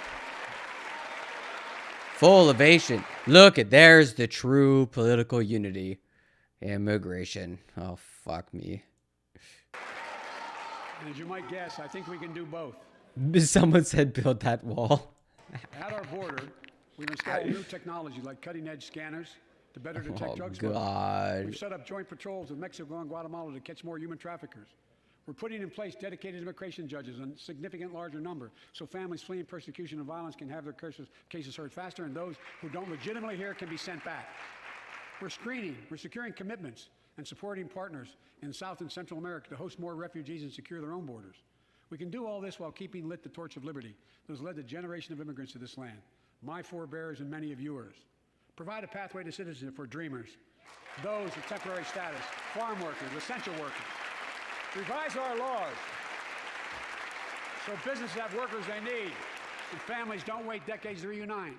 It's not only the right thing to do, it's economically smart thing to do. That's why the immigration reform is supported by everyone from labor unions to religious leaders to the U.S. Chamber of Commerce. Let's get it done once and for all. Folks, advancing liberty and justice also requires protecting the rights of women. The constitutional right affirmed by Roe v. Wade, standing precedent for half a century, is under attack as never before. If you want to go forward, not backwards, we must protect access to health care, preserve a woman's right to choose, and continue to advance Shaking maternal her head. health care for all Americans. Good job, Susan Collins, one of the key people that allowed Amy Coney Barrett onto the court, who will almost certainly help the conservative wing of the Supreme Court destroy Roe v. Wade, the law that protects the right to abortion in America. Good job, Susan Collins. And folks, That woman right there. for our LGBTQ plus Americans, Let's finally get... In her religious order, she was referred to as a handmaid. It's the only place I've heard that word used before, nowhere else. Get the Bipartisan Equality Act to my desk. The onslaught of state laws targeting transgender Americans and their families. It's simply wrong. And I said last year, especially to our younger transgender Americans, I'll always have your back as your president so you can be yourself and reach your God-given potential. Yeah, trans rights are human rights. Let's go. Folks,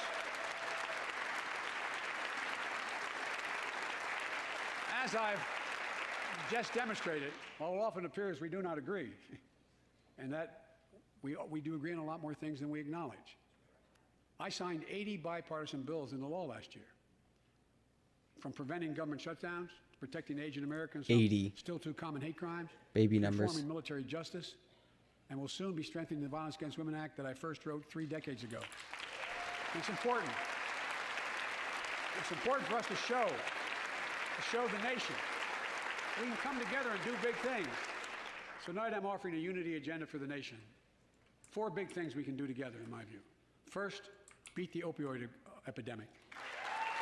There's so much we can do. Increase funding for prevention, treatment, harm reduction, and recovery. Get rid of outdated rules and stop doctors prescribing treatments.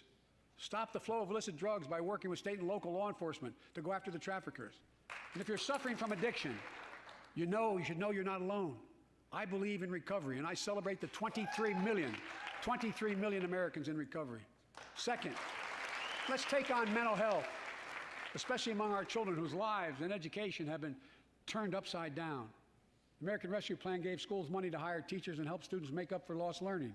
I urge every parent to make sure your school does just that. They have the money. We can all play a part. Sign up to be a tutor or a mentor.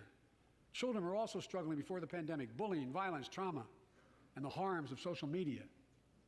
As Frances Haugen, who is here tonight with us, has shown, we must hold social media platforms accountable for the national experiment they're conducting on our children for profit.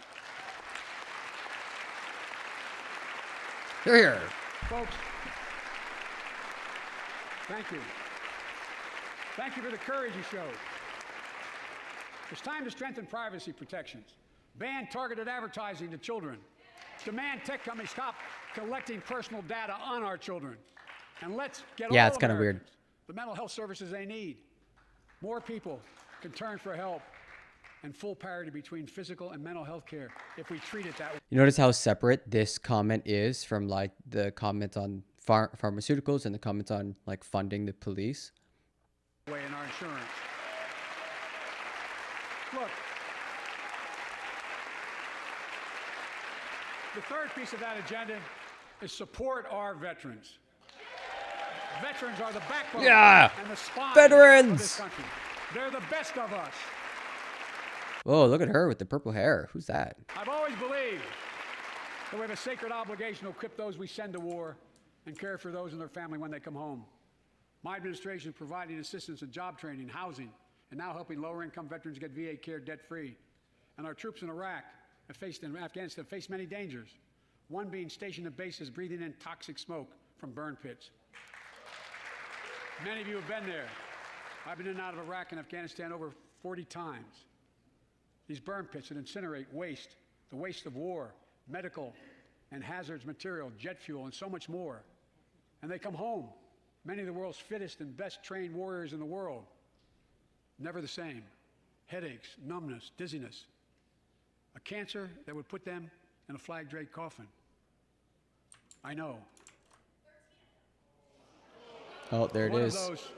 One of those soldiers was my son, Major Bo Biden. Whoops. I don't know for sure if the burn pit that he lived near, that his hooch was Whoopsie. near in Iraq and earlier than that in Kosovo, is the cause of his brain cancer, the disease of so many other troops. But I am committed to find out everything we can, committed to military families like Danielle Robinson from Ohio, the widow of Sergeant First Class Heath Robinson. He was born a soldier, Army National Guard, combat medic in Kosovo and Iraq, stationed near Baghdad, just yards from burn pits the size of football fields. Danielle is here with us tonight. So American. Going to Ohio State football the games. burn pits.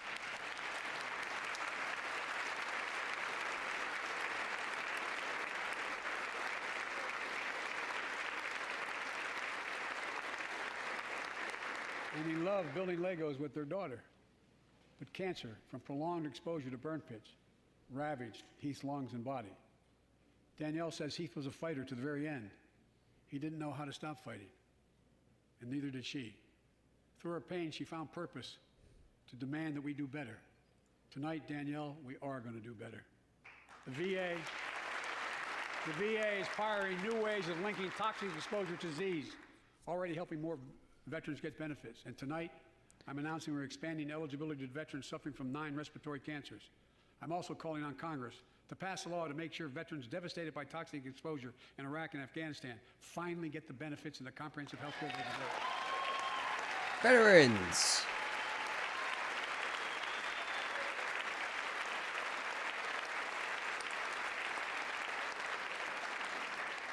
And fourth and last, let's end cancer as we know it.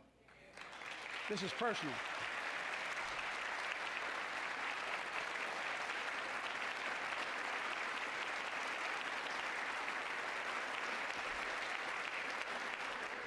This is personal to me and to Jill and to Kamala and so many of you.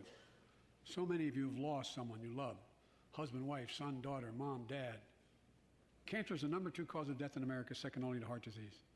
Last month, I announced the plan to supercharge the cancer moonshot that President Obama asked me to lead 6 years ago. Our goal is to cut cancer death rates by at least 50% over the next 25 years. I think we can do better than that. Turn cancers from death sentences into treatable diseases. More support for patients and their families. To get there, I call on Congress to fund what I call ARPA-H, Advanced Research Projects Agency for Health, patterned after DARPA in the Defense Department. Projects that led in DARPA to the internet, GPS, and so much more to make our forces more safer and be able to wage war with more clarity. ARPA will have a singular purpose: to drive breakthroughs in cancer, Alzheimer's, and diabetes, and more. We learned what we studied at war to fight the battle in our bodies. Amazing. The agenda for the nation. We can do these things. It's within our power, and I don't see a partisan edge to any one of those four. Hey, there's the guy who is largely holding up all of these bills that Biden wants passed.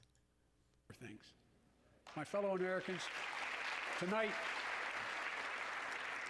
we've gathered in this sacred space, a citadel of democracy, in this Capitol.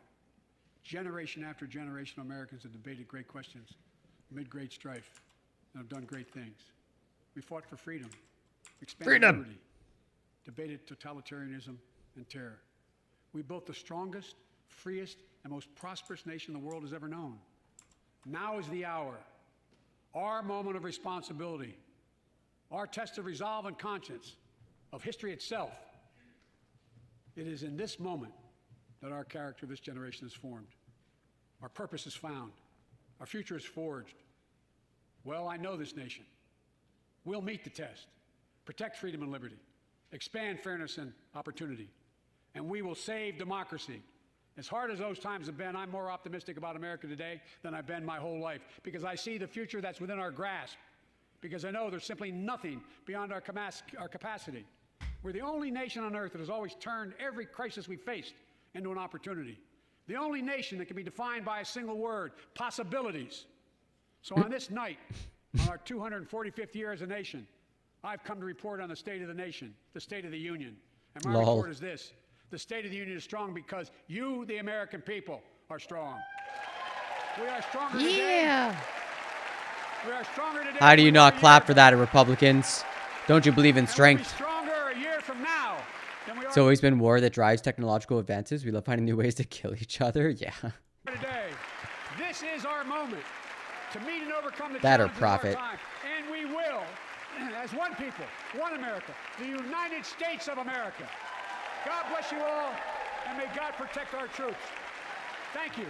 Woo! We got through it. Wow, that was long. It was mostly kind of boring. Oh my god, I almost quit halfway through several times.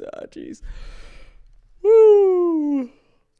UK announces first wave of sanctions against Belarus for allowing all that war to happen. And the bigger news: Gazprom, Lukoil, and Sberbank are now penny stocks, losing upwards of 95% of their value as Russian companies collapse in London. So yeah, boom. That's the problem. Russian energy giant sees share price collapse. Yo. Sheesh.